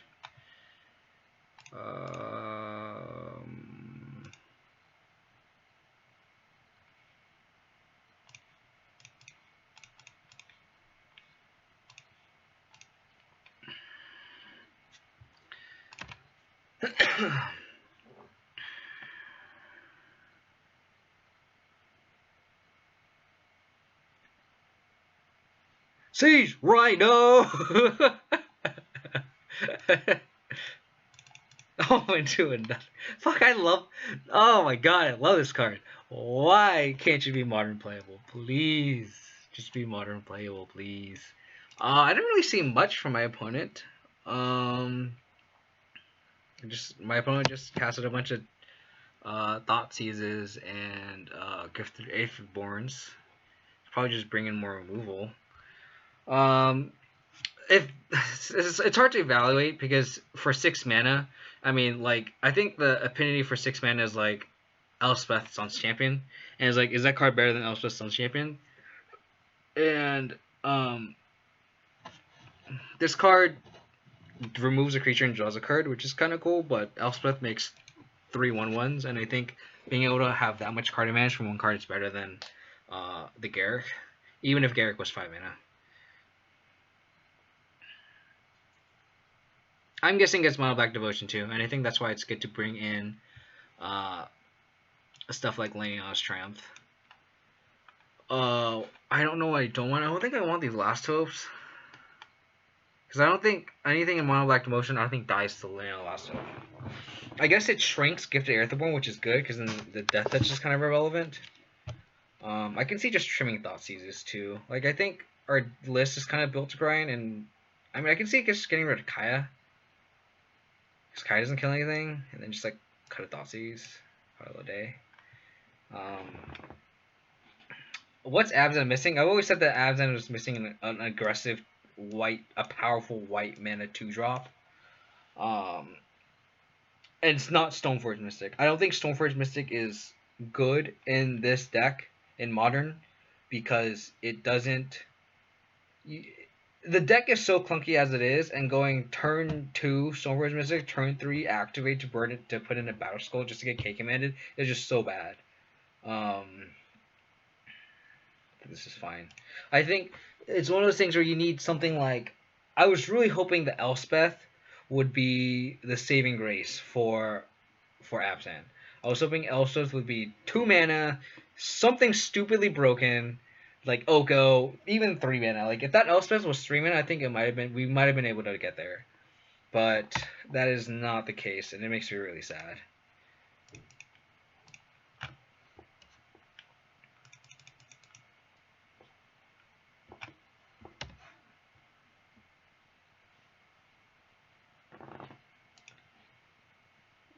Sure. Ooh, 1 lander. Ballsy. Very, very ballsy. I'm gonna play this Fabled Passage. And then call it a day.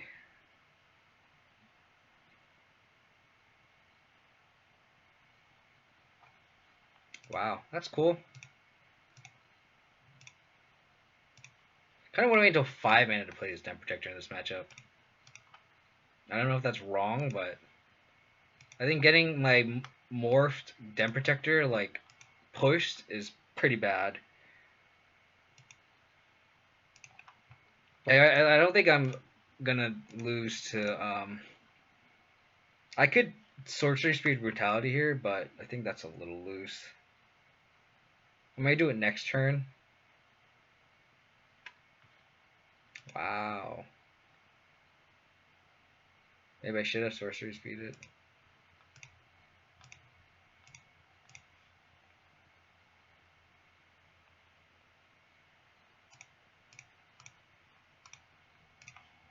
Watch he doesn't have a sorcerer anymore. I'd be so mad.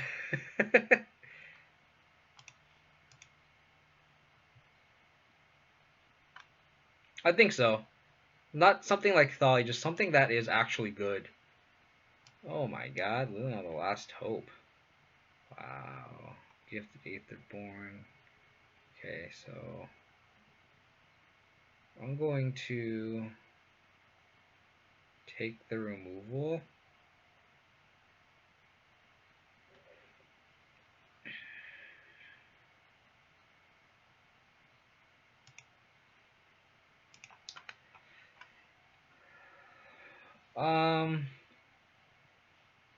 My opponent plays Last Hope. I want to decay. So I think I should play this Fabled Passage, I guess.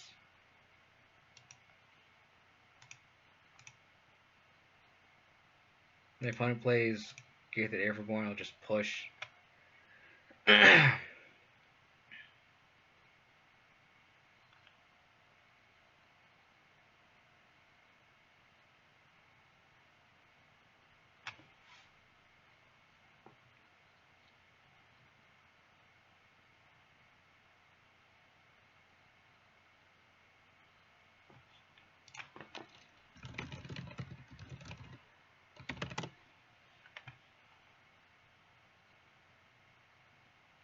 Yeah, sure. I can't respond to it.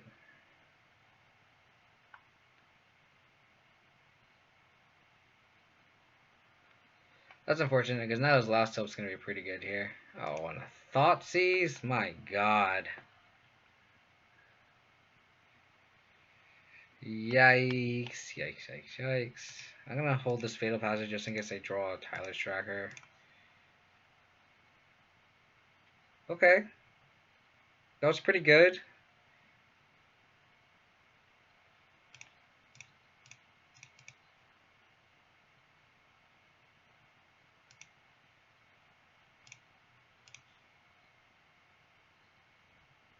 Scavenging Ooze. He discarded a Gray Merchant, I see. So I know these cards. So I think I'm just gonna bring back a Den Protector.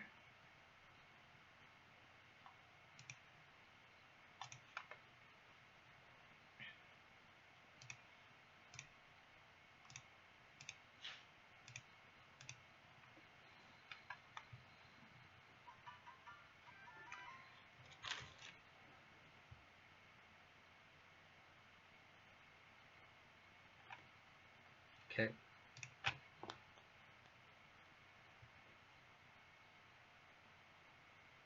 Neurodrain, thanks for the follow, buddy. So he has these cards that I do not know.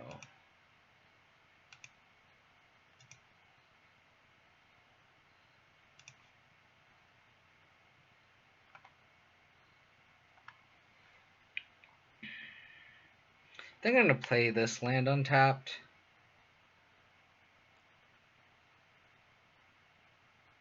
I think he's gonna Fatal Push.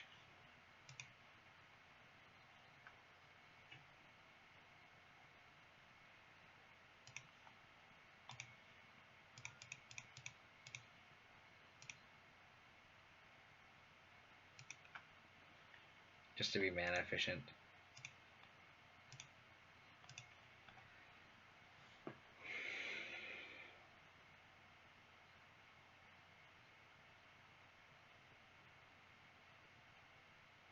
Sure.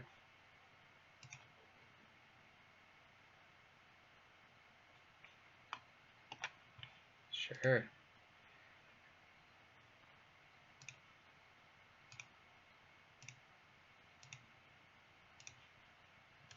Guess this is the most mana efficient play.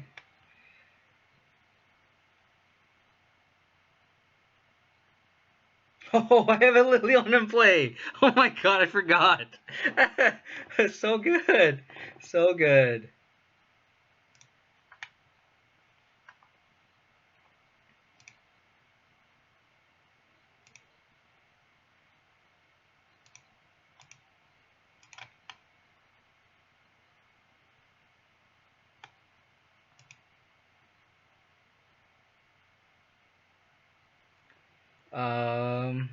Yeah, I'm gonna flip this guy. Target the Abrupt Decay. And then Abrupt Decay her. And Den Protector is a 3/2 now, so it's big enough to attack. Which is pretty gas. And I'm gonna hold the Fable Passage just in case I need to revolt something.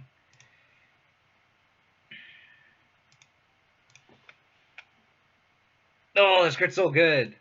Oh my god, why is this card so good? So good.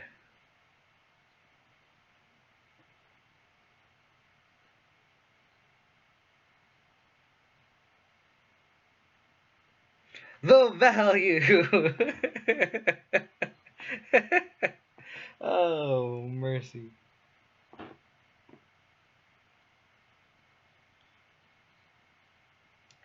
Oh, wow, Yaza. That was kind of an early concession, though. My opponent could definitely grind me out with his Last Hope. Oh, I have the trophy. I would have given him a land. I would have loved to have given to him a land. I think I need to go on my copters and Den Protector. The synergy between Last Hope, bring back Last Hope, to bring back a Den Protector, to bring back another Den Protector is oh my god. Oh my god, so good. 3 Den Protectors. Sign me up. It's funny because I was actually talking to Martin about having a Smuggler's Copter. I don't think we have enough creatures to effectively, reliably activate the Smuggler's Copter compared to like a creature deck. I think like, you know, a mono blue devotion deck with like a lot of creatures and fairies and stuff. I think that kind of deck would better fit a Smuggler's Copter. But yeah, Den Protector is so good. So good. I remember someone in the Facebook group was like, "Oh yeah, Den Protector is kind of slow." I'm like, "So it's So is Tyler Striker. Tyler Striker is so good. We're playing a deck with 3 Siege Rhinos in it. The format is slow. We can get there with Den Protector. I agree. I agree. Deathrite is an absolute fantastic enabler for Smuggler's Copter. I 100% agree. But I think it's just the number of creatures. I think you want at least 20 something creatures, at least like 23, like an actual creature deck. Versus our deck, like I actually want to trim creatures. I actually want to go. I have 17 creatures right now. I actually want to kind of go down to 16. And I think that's the difference between a deck like ours and a deck something like Merfolk or like a mono black. I don't know, because the deck I played against, I lost to yesterday. I went 4-1. The deck I lost to was like this mono blue. It had a bunch of Merfolk in it, but it had like that fairy that like bounces and it's a 3. It bounces as an adventure and then it's a 3/1. Like stuff like that. Like that deck seems like a deck that would, and it does run Smuggler's Copper. It's very good. Um, yes, Brazen, whatever. I don't remember the name of that card, but that's the card that I was like, okay, yeah, that card is the legit real deal. I'm trying to debate if I should hold up Fatal Push on turn 1. I think the answer is yes. And just in case I draw Grim Flare, it's pretty good. And if not, then like I can hold up Fatal Push on turn 2, and then play Shambling Vent. Send me a message.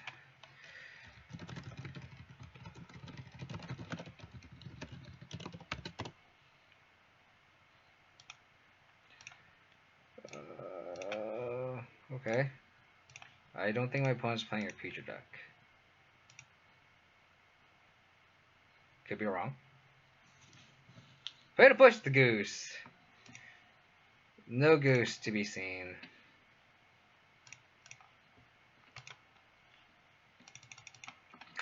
Turn too slow, buddy. Turn too slow. You gonna counter me?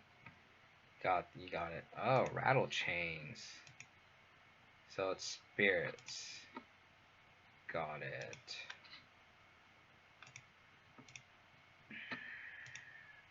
What's in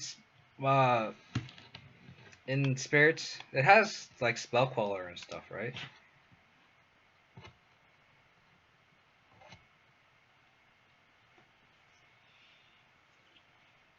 Like my opponent is obviously representing spell queller. Has collected company in the deck? Oh my god, that sounds absurd.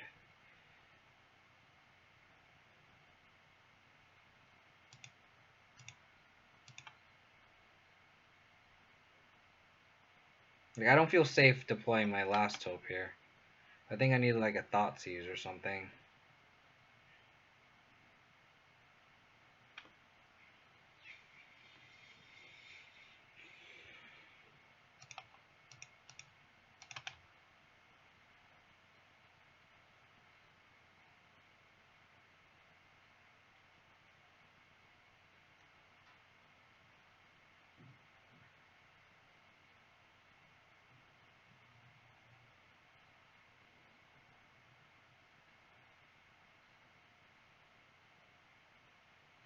Yeah, Thoughtseize or Collector Vitality. I think I passed the turn here. I think I leave up this Fatal Passage just in case I need to push the Spell Queller.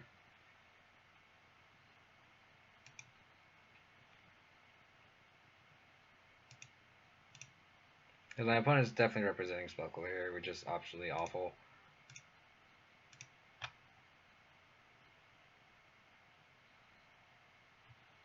What is that?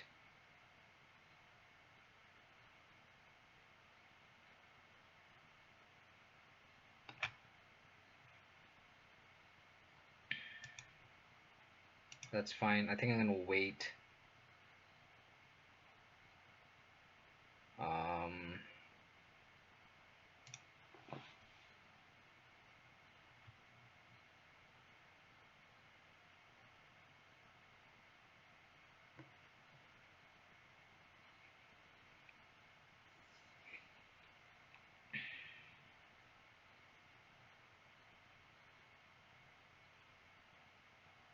Well, now my opponent definitely has collected Coco here.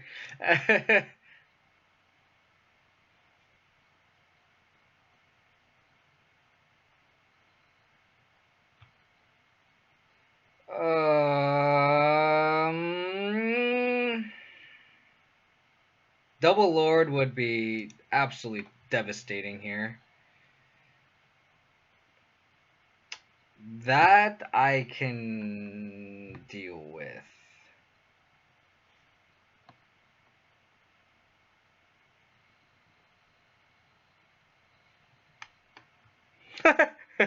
Whiff! I think I fetch a forest here.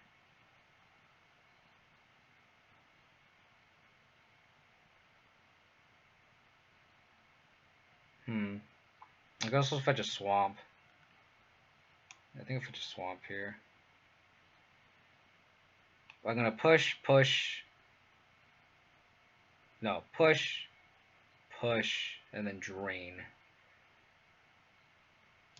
Yeah, I think I like that one.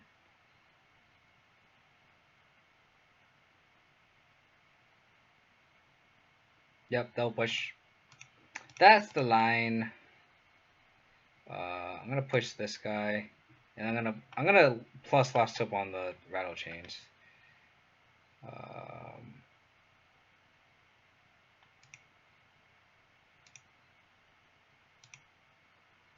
I'm gonna take that one. I'm gonna push the spell caller.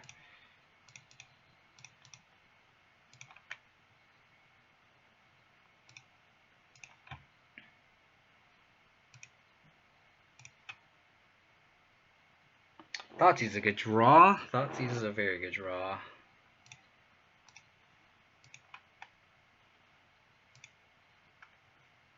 Awesome, we want Gilded Goose. Gilded Goose. Okay. Take the Reflector Mage, because that's the card that does not die to my Liliana, the Last Hope.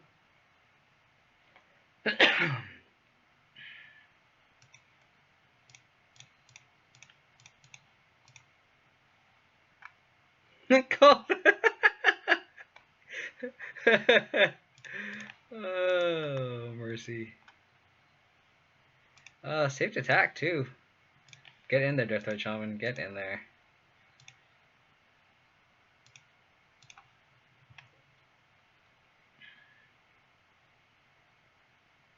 Oh, oh, oh, oh, oh.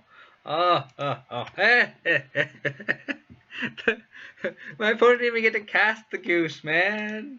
Come on. Didn't even get to cast the goose. Alrighty. I think Golgari Charm seems pretty gas in this matchup. There's a lot of X1s I've seen.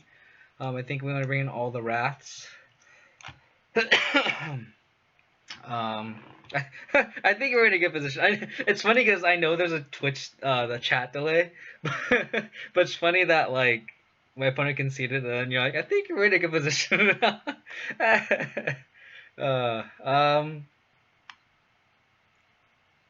I don't think Kai is that good here. I think a lot of the spirits are going to be 2 mana. I think the only the 1 mana one that she can hit is like Moss No Wander, and I don't think my opponent cares. So that's gonna be the first cut.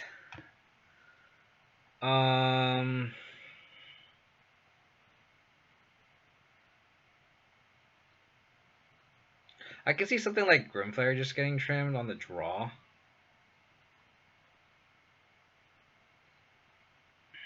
Because like I'm not gonna be able to really attack through. It's gonna be a little bit difficult to get Delirium. My opponent's probably gonna bring Rest in Peace. Yeah, I think I might just shave the flares here. Like that.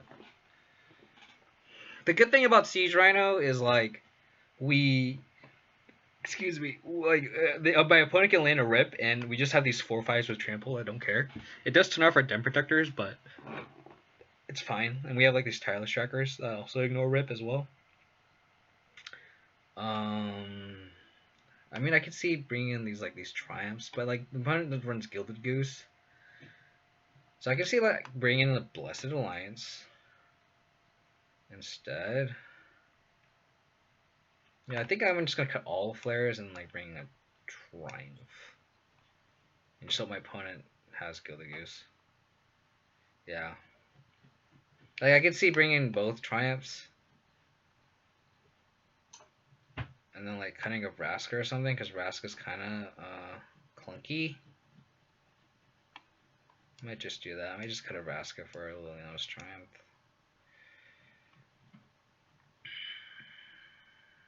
Because we gotta be a little more mana efficient. Like, if you saw, like, I was pretty patient playing around Spell Queller. I'm sure. Man. My opponent gets to play all these untapped lands and I don't.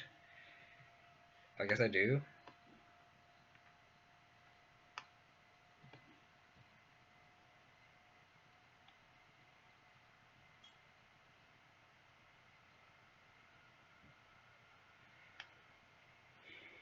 I think I'm gonna play the Shambling Vent tapped. And then go turn 2 Thoughtseize. And then push. I think I like that line more than just casting a Thoughtseize into this Mausoleum Wanderer. I think I just do that.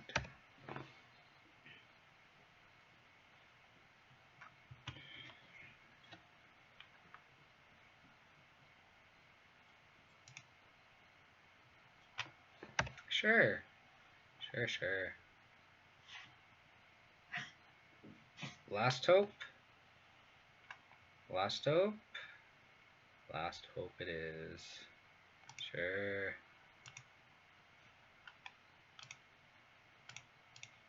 Thoughtseize you. Oh god. Why?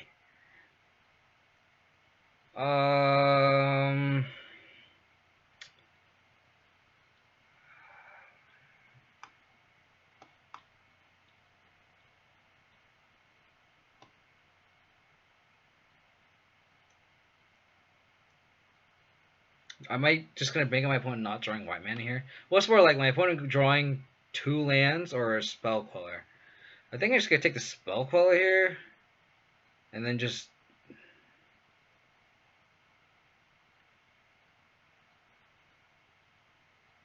yeah, because my opponent draws an untapped land, then I'm just like royally screwed. So I think I just take the Spell Queller here, and then like play the Temperature next turn. I think I just kill this guy. And if he wants to sack it, you can sack it. Okay, sure.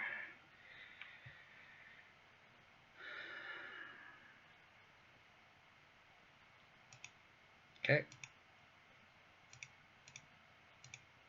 Golgari Charm. Golgari Charm. Golgari Charm. Please give me a Golgari Charm. Golgari Charm. Abrupt Decay. Decay's fine.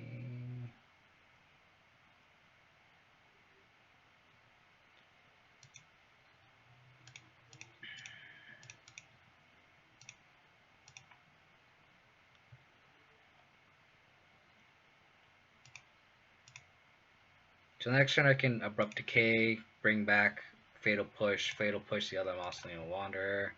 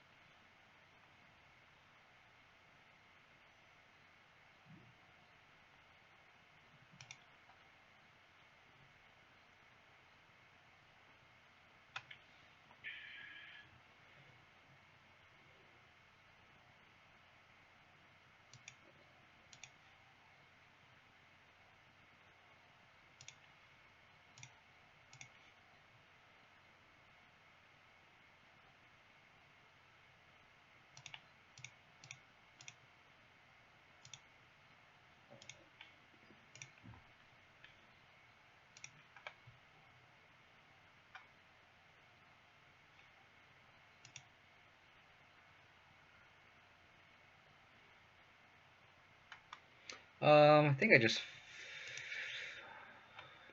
trying to figure out I should Abrupt Decay. I think I do.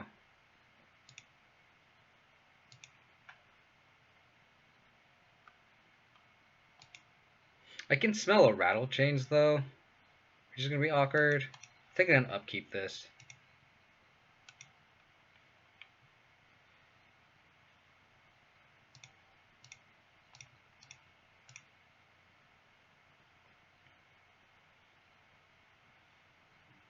Okay.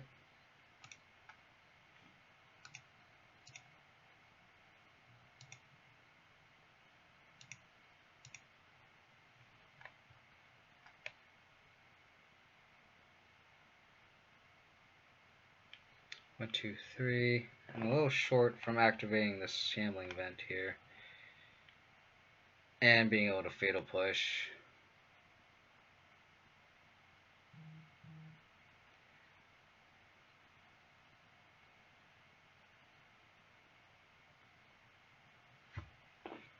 I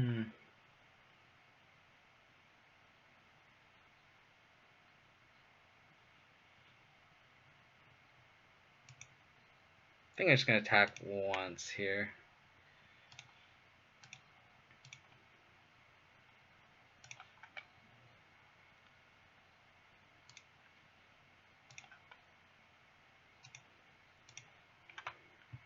Yep, a lot of flood.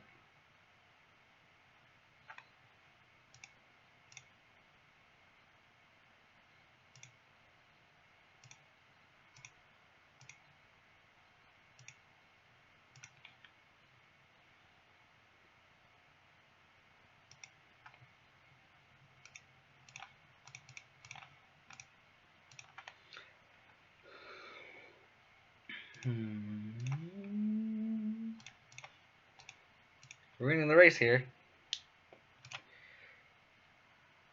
Just gotta keep them off collected company mana. Oh.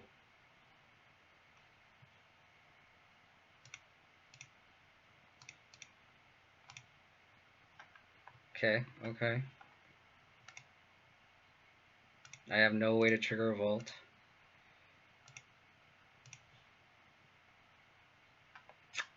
Thanks, deck!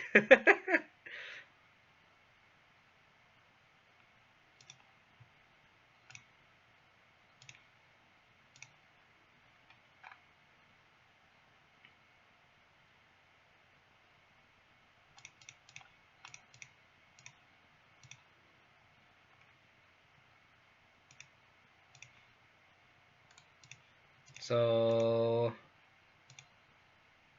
cut my opponent off shock lands and fast lands.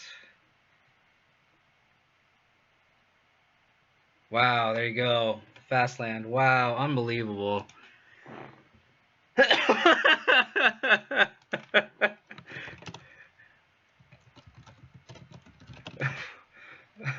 My opponent wins in poker, but lost in Magic. My God. Oh my God. Oh, mercy. Here's the 4-0, baby. Let's go. Let's get the 5-0. Let's go. Oh, mercy. Let's do this. That was a cool card, though. That bird that gives other creatures flying. That's kind of a cool card. I like it.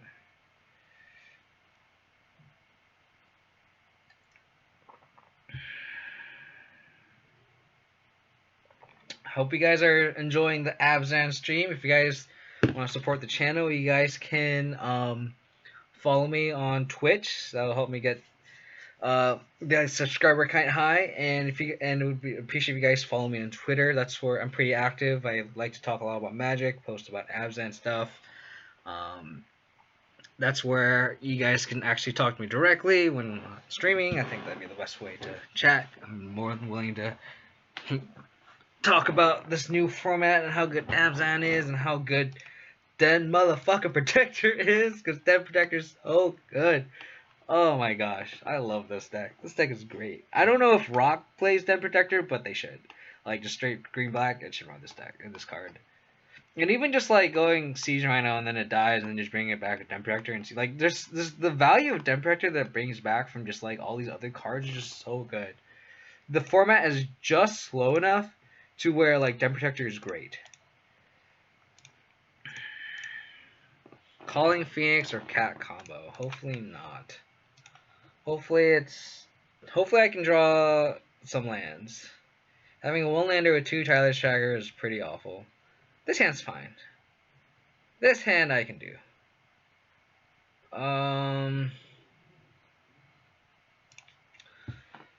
God, what do I bottom here? Do I just bottom a Rhino? I think I do. I think I just bottom the Rhino. I just hope I just draw. Like, this would be a perfect 7 if we just had this. This is one, like, I could also see just, like, not... Just bottoming Deathrite Shaman. I think I'm just gonna bottom the Rhino. Doesn't do anything, doesn't interact. I just hope to draw another win con. I guess Deathrite Shaman is a win con in itself, but...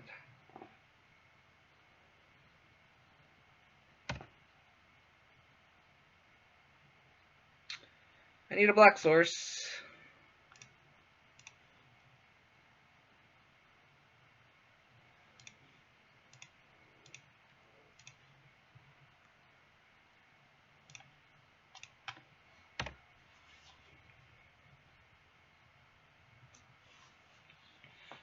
Oh, is it Phoenix?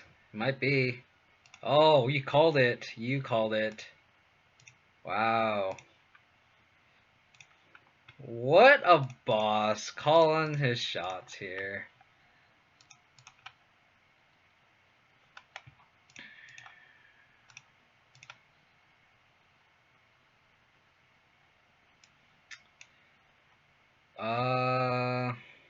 Not really. Our hand is kind of awful though. I think I'm gonna take the Izzet Charm. It's the one that actually mills the Izzet Phoenixes. Yeah.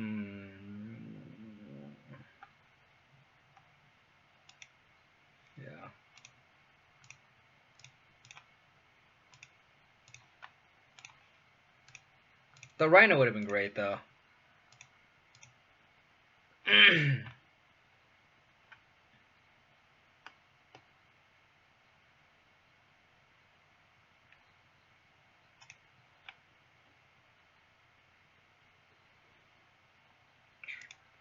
Tesla Cruise. Another Deathrite Shaman, sure. I think at this point I have to aggressively... Oops.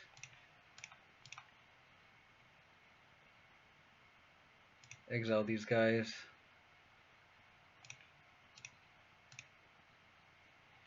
Yeah, I need another black source.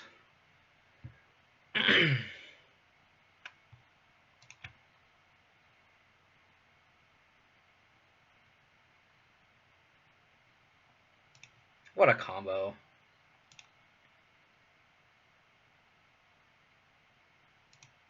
Think about it, it clears a little too slow here. It's a little too slow. Let's go out slash my other shaman, yeah. I could brutality his other treasure cruise away. I think that's a line.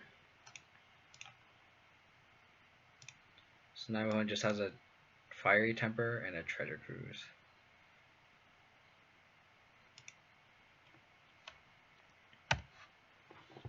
So I'm gonna need like a push to deal with this thing.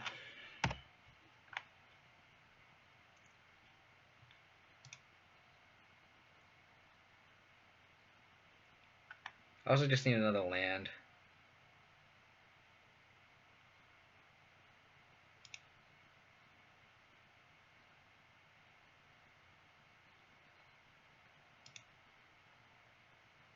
Yeah, I'm just trying to figure out if I should play this Liliana Last Hope and then like plus on the thing in the ice.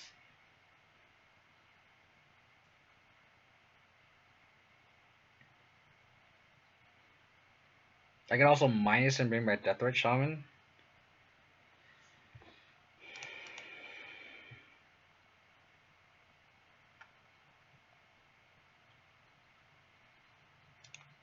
I think I'm gonna go with the line of plussing Liliana here.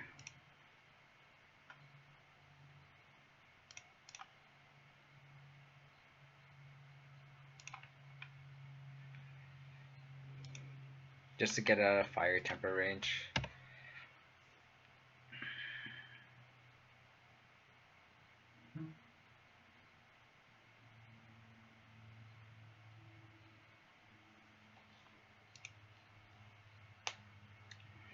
I need more fatal pushes, need more abrupt decays, I need an abrupt decay off the top. He topped his opt into another opt. So if he draws like into like Is It Charm, that's pretty bad for us. Bottomed it, that's good. Oh man, opt into opt into opt. Wow, what a boss. Topped it, jeez.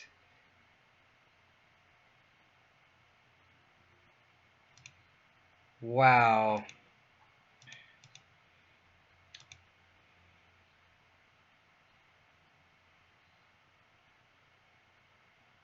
Absurd.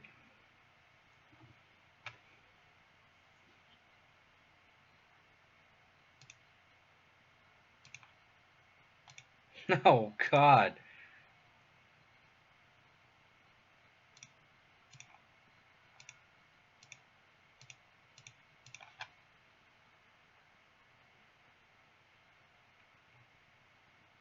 I want to hold this Temp Protector just because.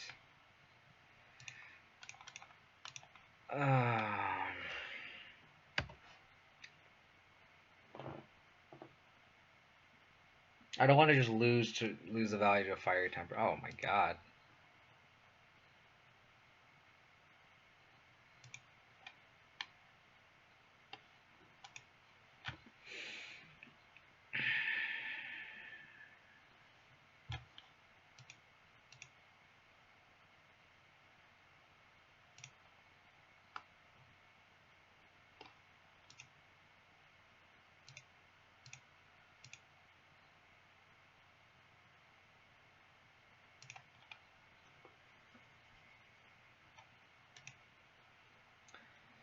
Huh.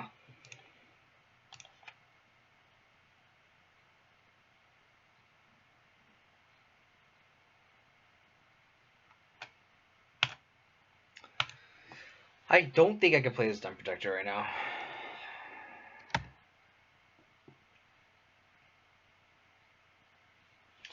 Yeah, this is not looking good, boys.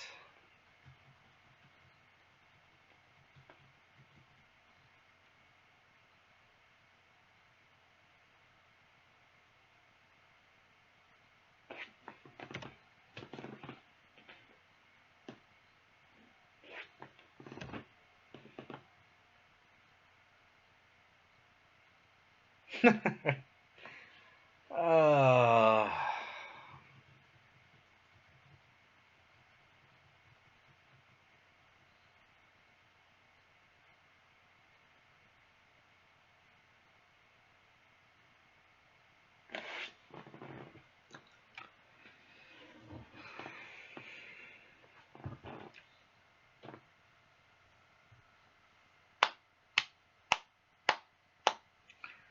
yeah, I don't know how we get out of this.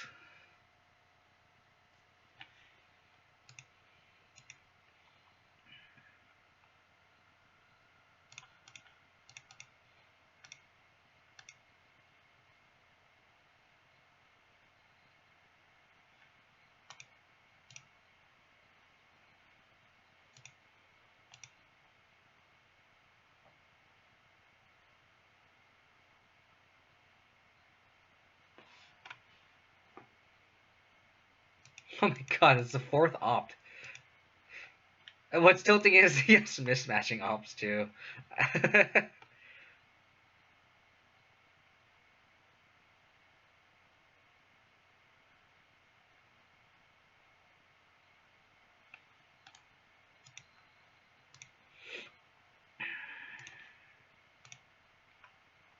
Yeah, no, it's just 100% is, but it's just funny. Alrighty, so Ashiok's definitely coming in. Anafenza is definitely coming in. The Duresses seems sweet.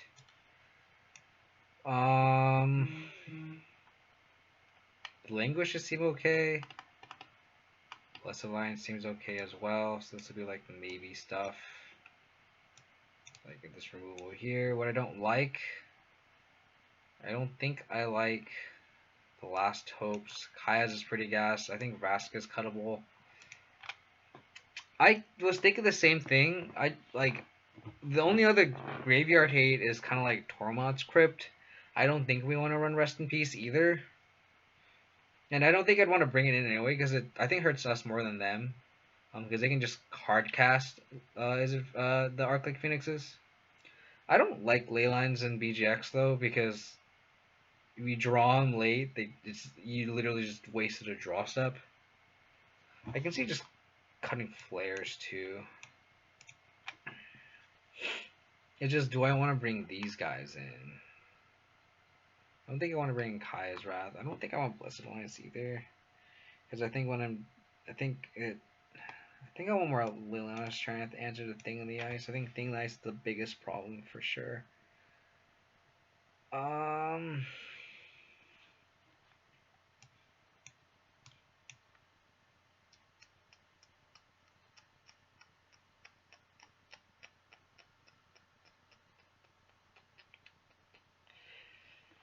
I just like, yeah, there's a lot of like cards that are just difficult to cut. Don't want the Last Hope. I can see like going down just the trackers. Just like calling this a day here.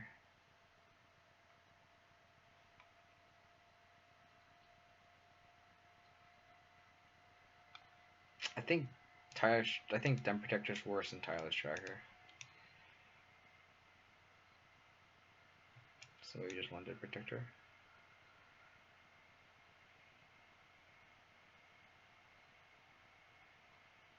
What do you mean by 7 Greater Hit creatures? We got 3 Deathrite Shamans, 2 Scavenging Ooze. Oh, I guess if you want to count Cletus and Offenza as well.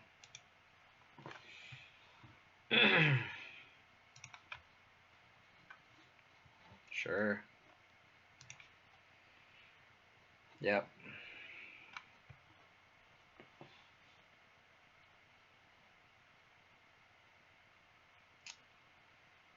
Yes, Mulligan against my Thoughtseize deck. I wish the Duress online was black bordered. I have the foil versions of the 7th edition one, and the 7th edition foils are black bordered, so they look really great. Sadly, online it's still white bordered. Okay. I think I'm going to take the Axe here, because that's an answer and Offensa. What we need is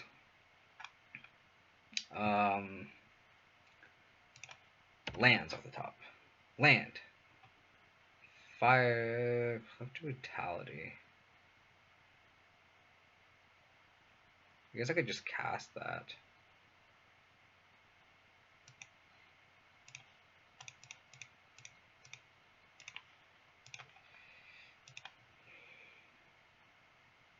Just take the Madness spell. Outslash.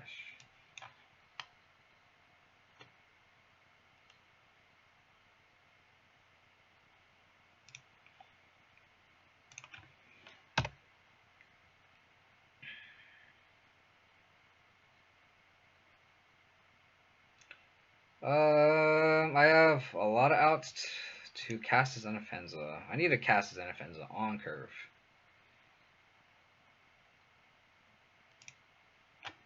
Please, untap land. Untap land. Why?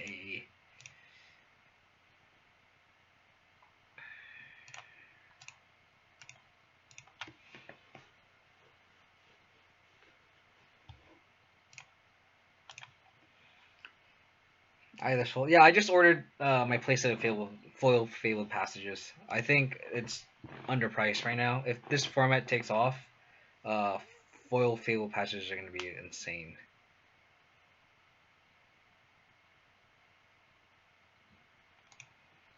Man, my opponent has casted 7 ops in 2 games.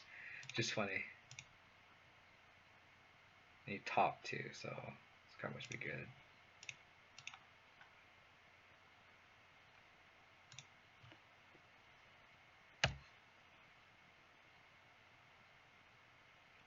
That's good.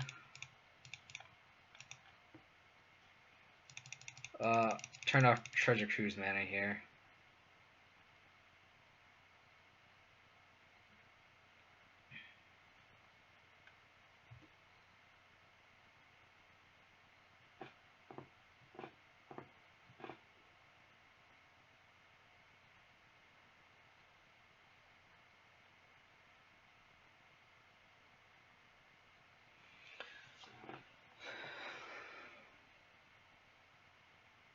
Too bad my opponent search isn't affected by the search ability. I don't think. I don't think my opponent runs Fatal Passage. I doubt it in a 2-color deck.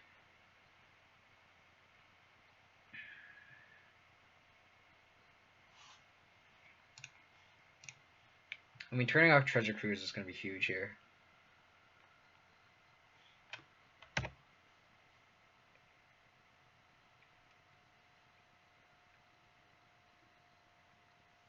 Sure.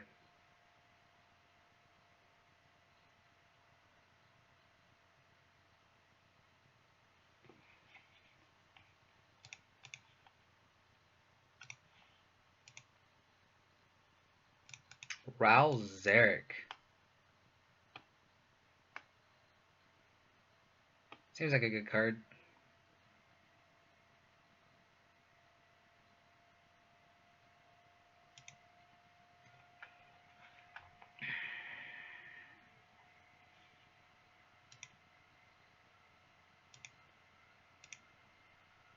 I'm gonna do this Triumph now, right? Because you can. Is it Charm It?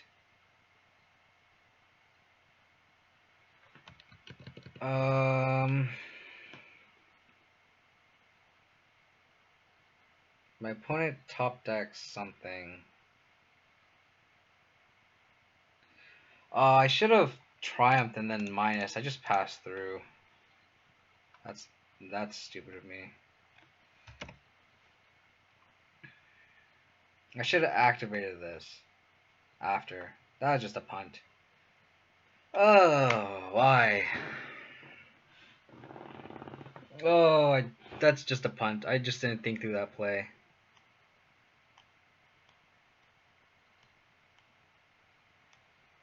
Oh, why? Okay, I guess that's fair.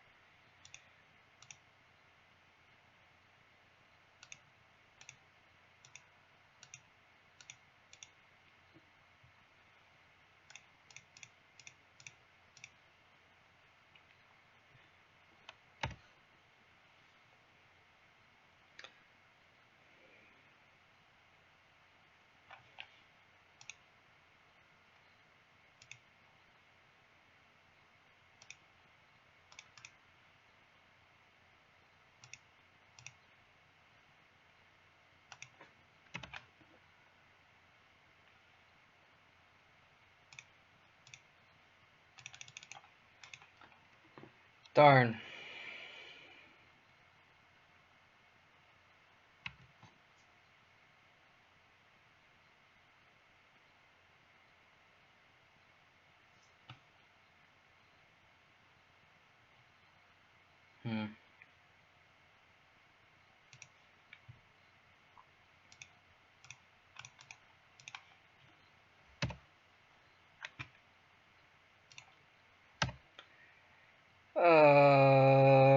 I just hope my opponent whiffs. I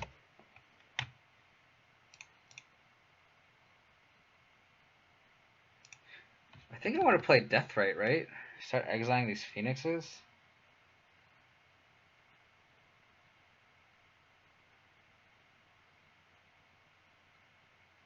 Just want to aggro them out. I think I want to aggro them out.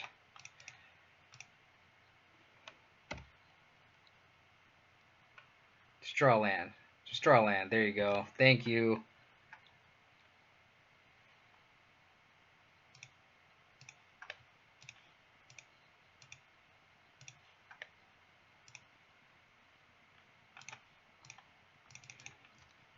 Draw a thing in the ass. It's fine. Okay. We're online, boys. We're online.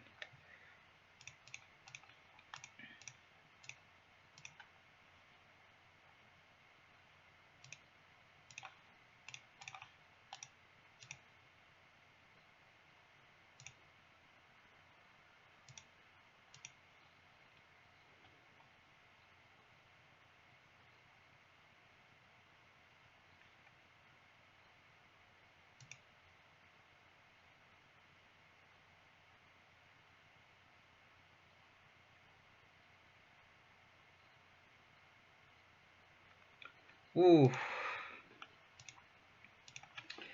Okay, game 3.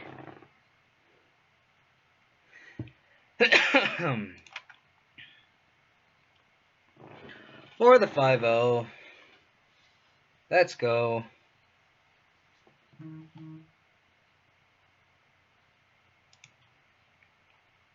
Fire Dream is high, baby. Let's do this. Oh my god, give me some good hand stack, please. Oh, let this be a good fight. Oh my god. Sure.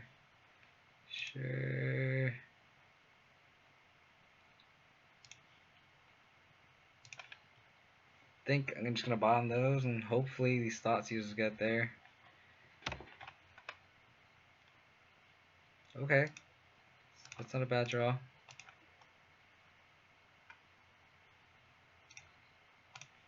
What?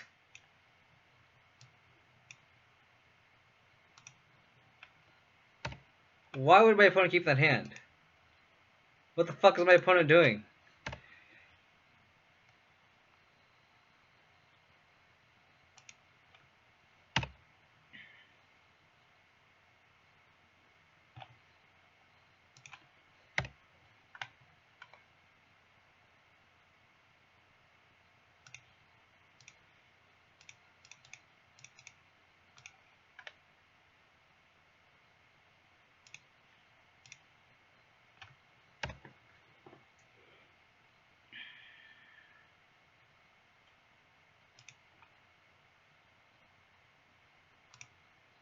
That's fair.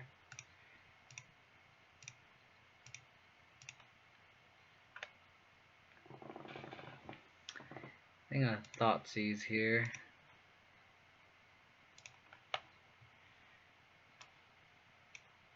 Okay.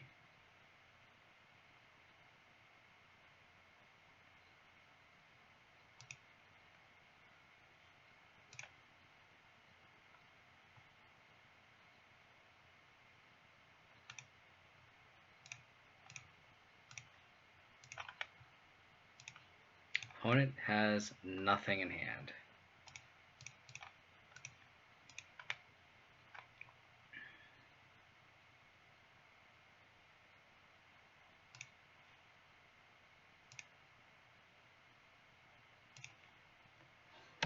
I need a clock.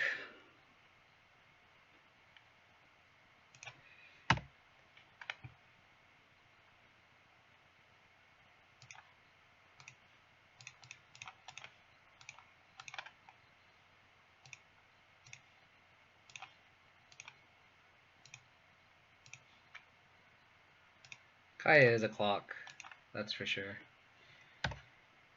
My opponent only has 4 cards in exile.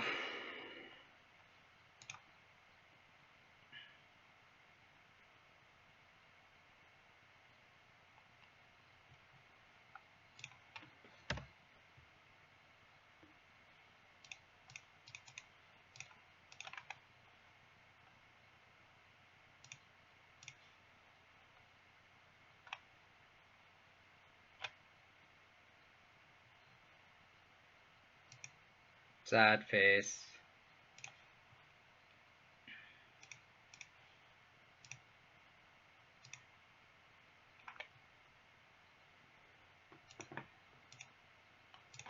Oh, come on, give me something good.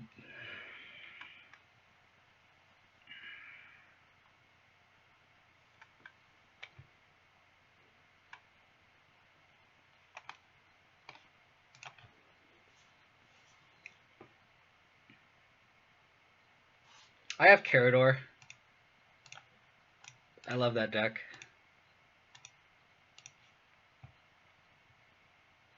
Did I board out my tireless trackers? I did not. I'm gonna hold that for tireless tracker.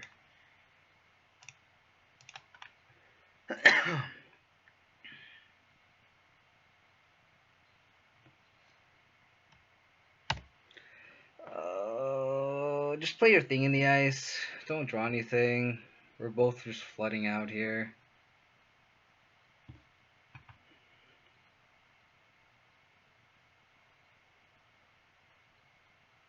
Oh, this is a Ral. Treasure Cruise, sure.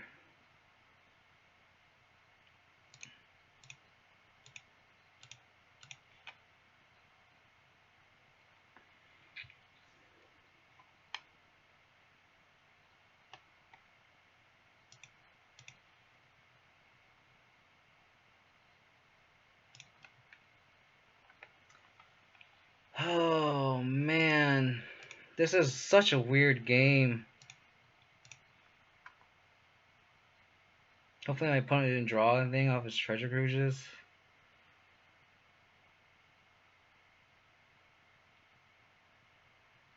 Like, I can't remove an Arclight Phoenix, so if my opponent draws an Arclight Phoenix, I'm dead. Okay.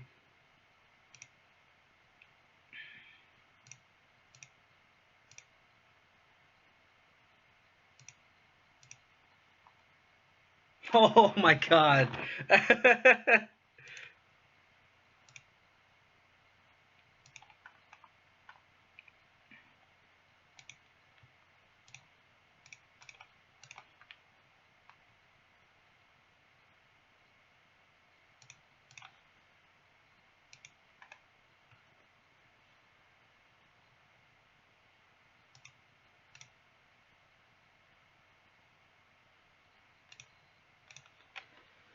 Oh, please.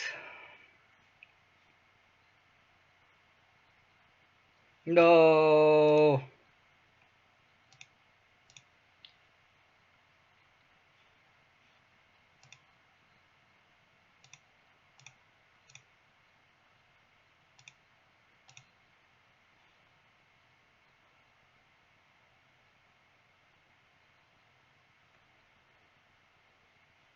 I'm very tempted to just cash in this Kaya now. Gain 12 life, go to 30.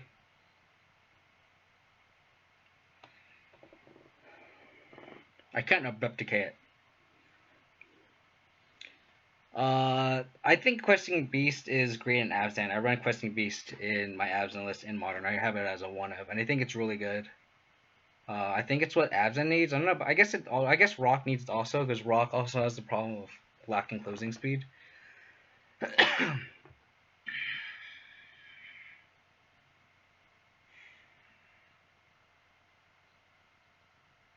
I'm like very tempted to cash in this Kaya here. I guess I just have to be patient.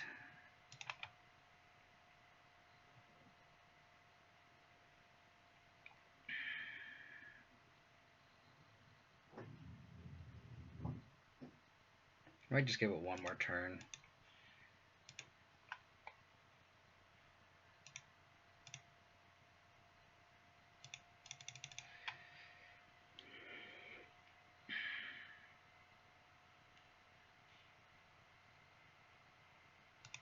Oh.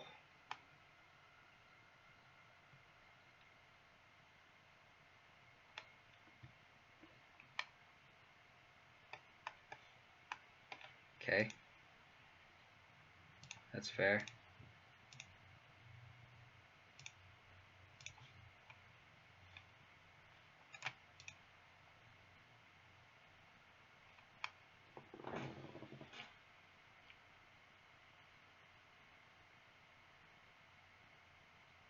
Wow, he didn't kill my Kaya.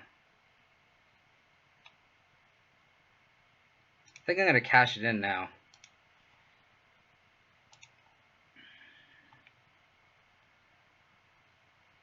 And that gives me tons of outs to...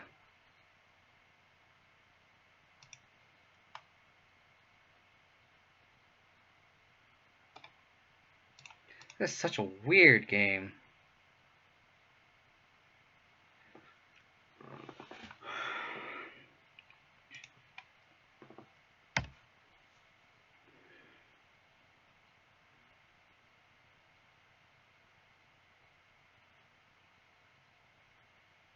Such a weird game.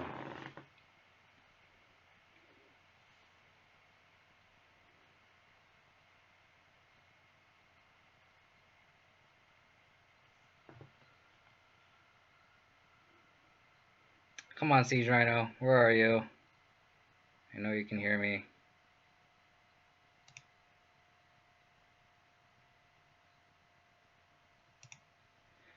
Oh, I think this game's starting to slip away from me. I think I just didn't have a clock here. Oh, man. Yep. Rhino. Rhino. Rhino.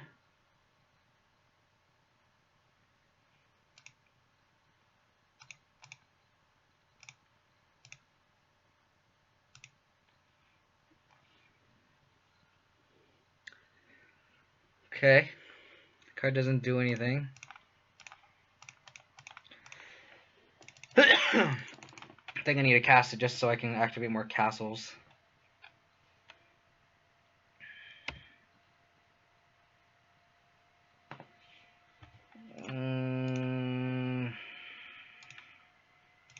Yep.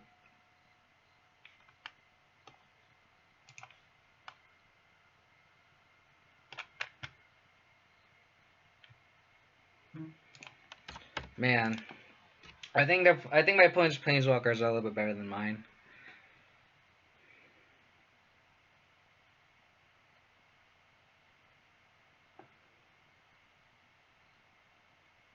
It could, but what's the benefit of targeting myself? I don't see the benefit of that.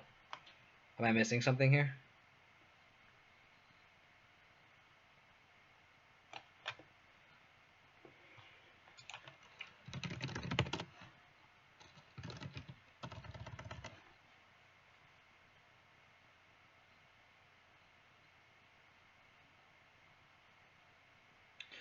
I just need a grim, just something early, just to be able to attack through, and I guess that's me signing out these grim flares.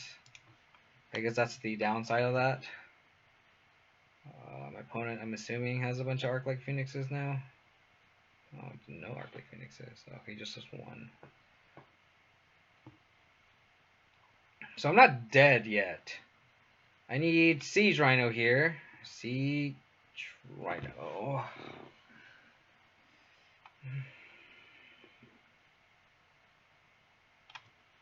If I exile myself, it exiles my whole graveyard.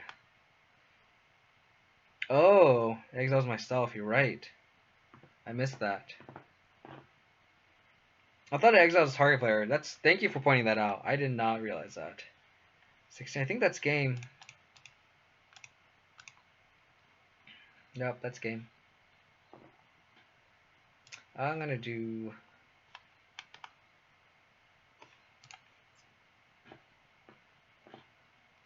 Yep, that's game.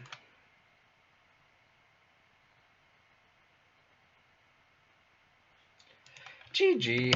What a game, though. That was so awkward. Kaya almost got there, too, which is absurd. Oh, well. I mean, 4-1, still good. I mean, I think this deck has some merit here. I think what I might change is I don't know. I feel like this Vraska is always annoying. I might just move this Vraska to the board and cut a duress, and then have just something else in the main. I think there's something just missing that I want.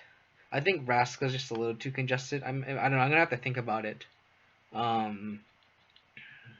so far, I think what's been impressive is the Liliana's Champ's been fantastic. I think that card is just having another 2-mana removal spell on the board is great. I think the duresses are great, but I think 3 is too many. I think just 1 is enough. The Blessed Alliance is pretty good against like these aggro decks. Yeah, I think this core is good. I think the MVP so far has been the Den Protector, and I think I'm glad this league is on I streamed this league because a lot of people aren't sold on Den Protector, and I think this league showcased why Den Protector is in the list.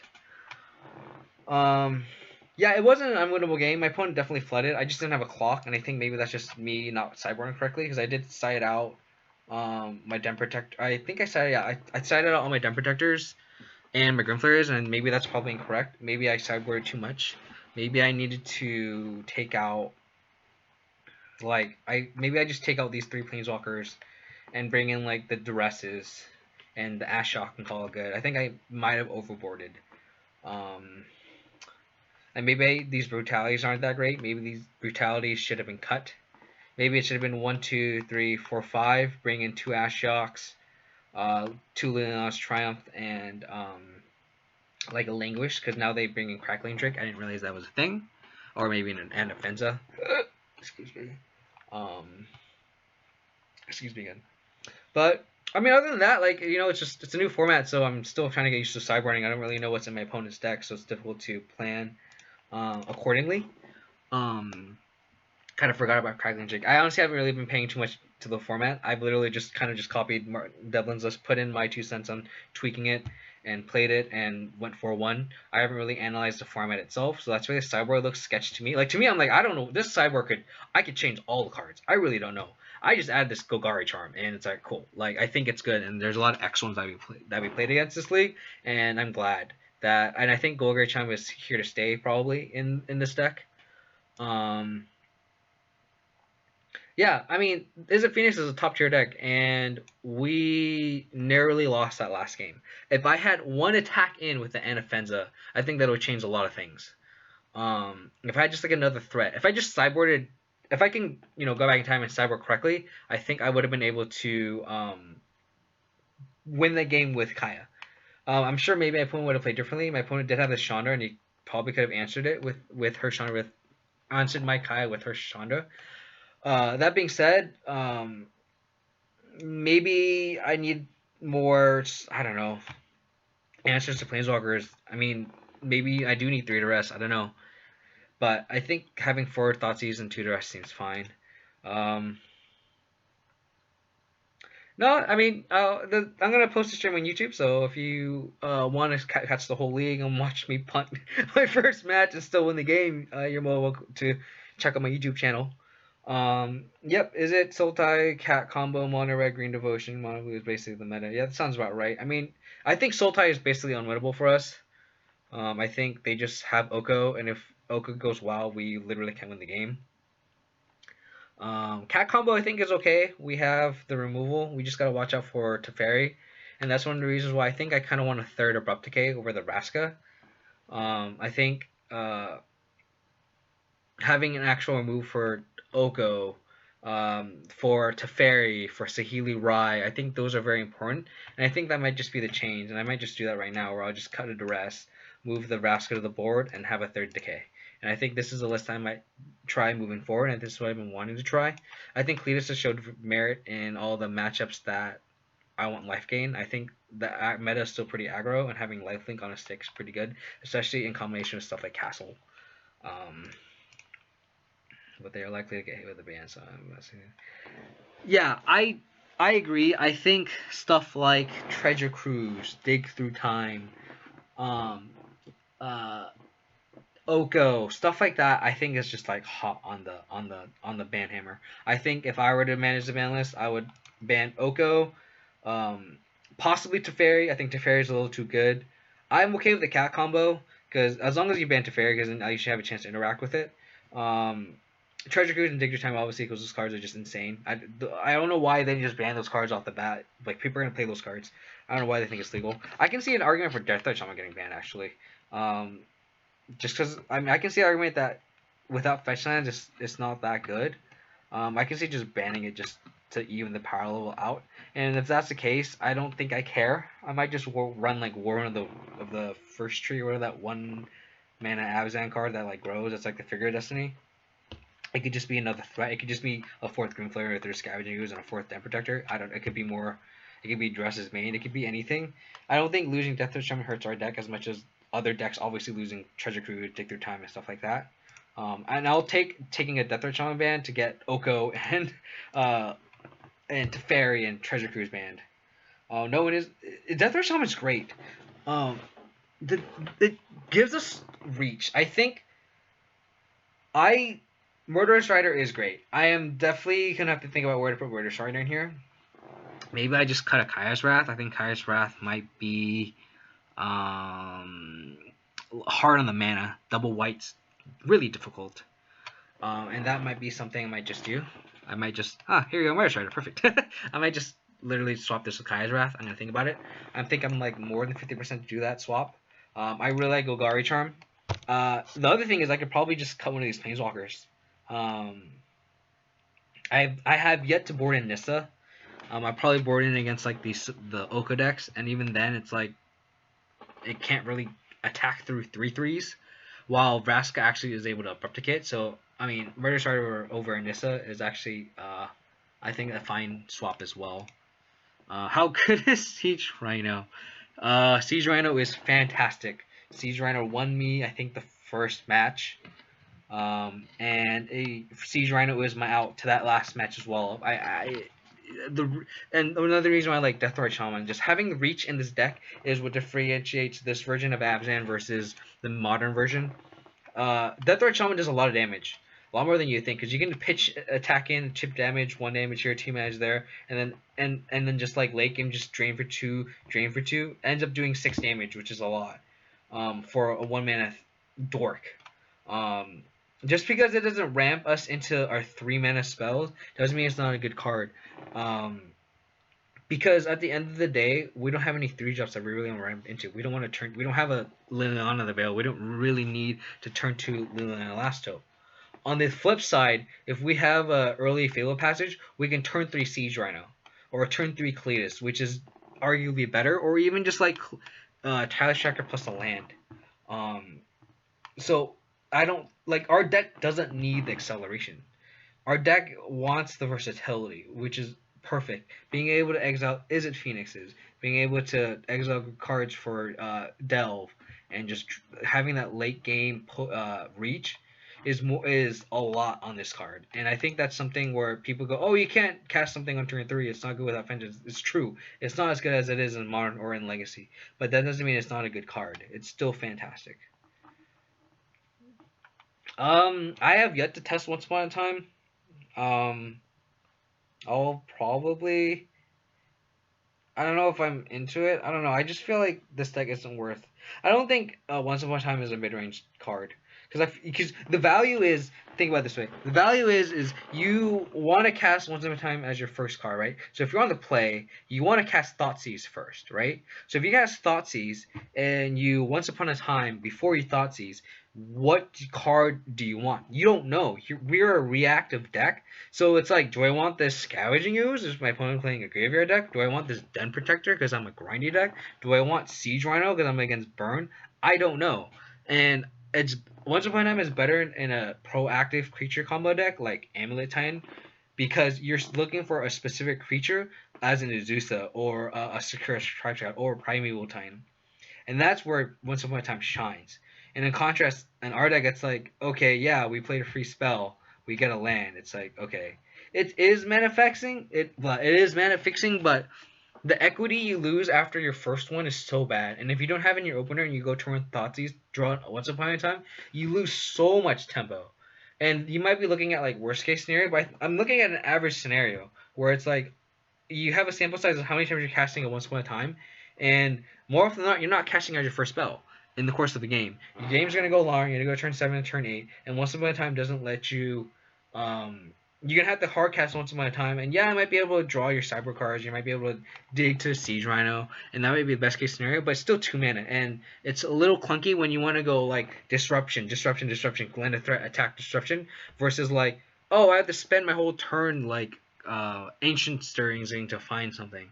And not to say like the card is bad. I think the card is good. I just don't think it fits well in our game plan.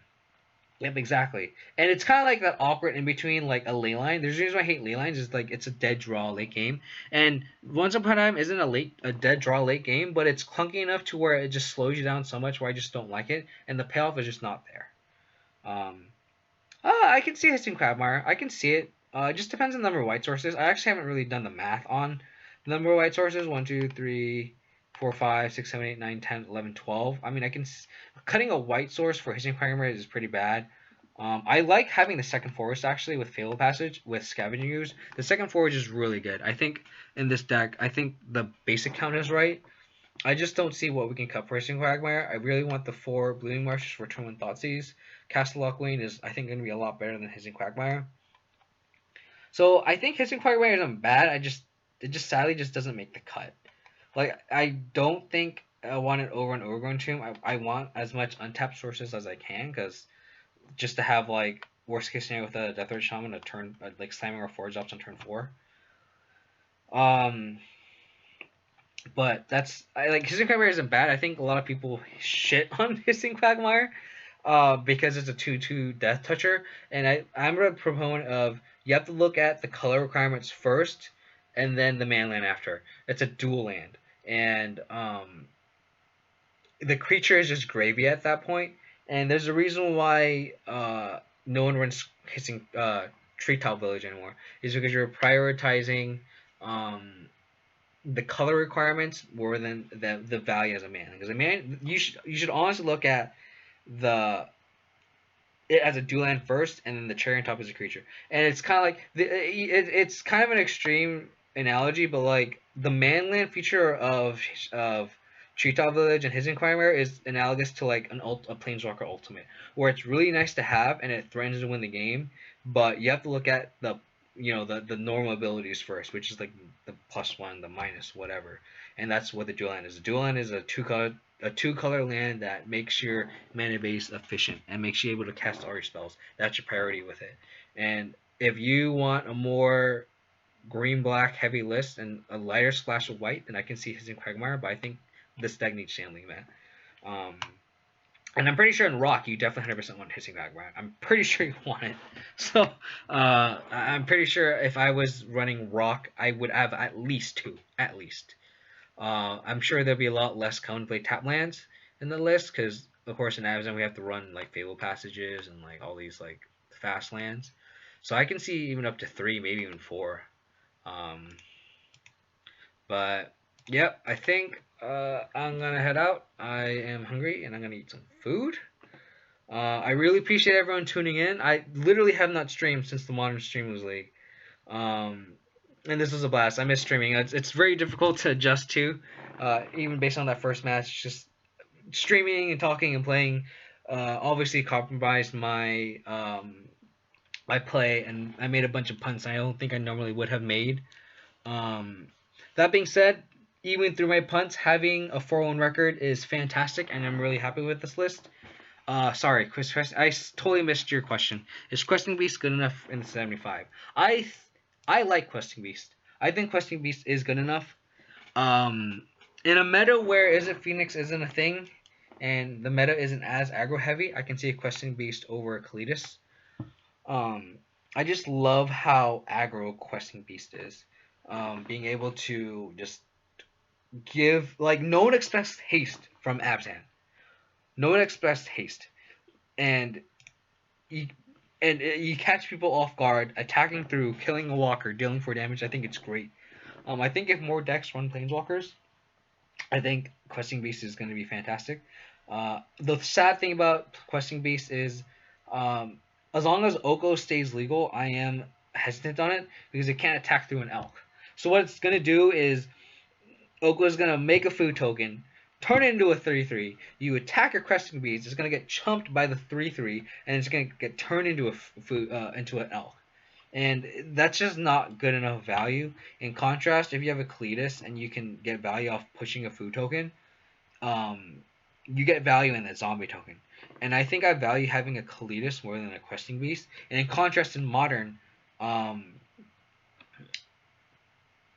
Oko is a little bit easier to handle in my opinion because you have Inquisitions as well, and I think there's stuff like Teferi, Jace, other more egregious Planeswalkers, where Questing Beast is better.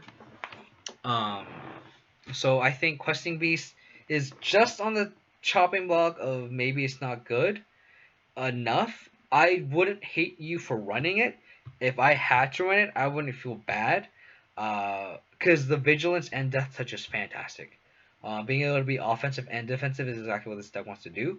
And if once Oko gets banned, I think I would want Questing Beast, and I actually might even want to test it. I just think the lifelink on Khalees is just too valuable right now.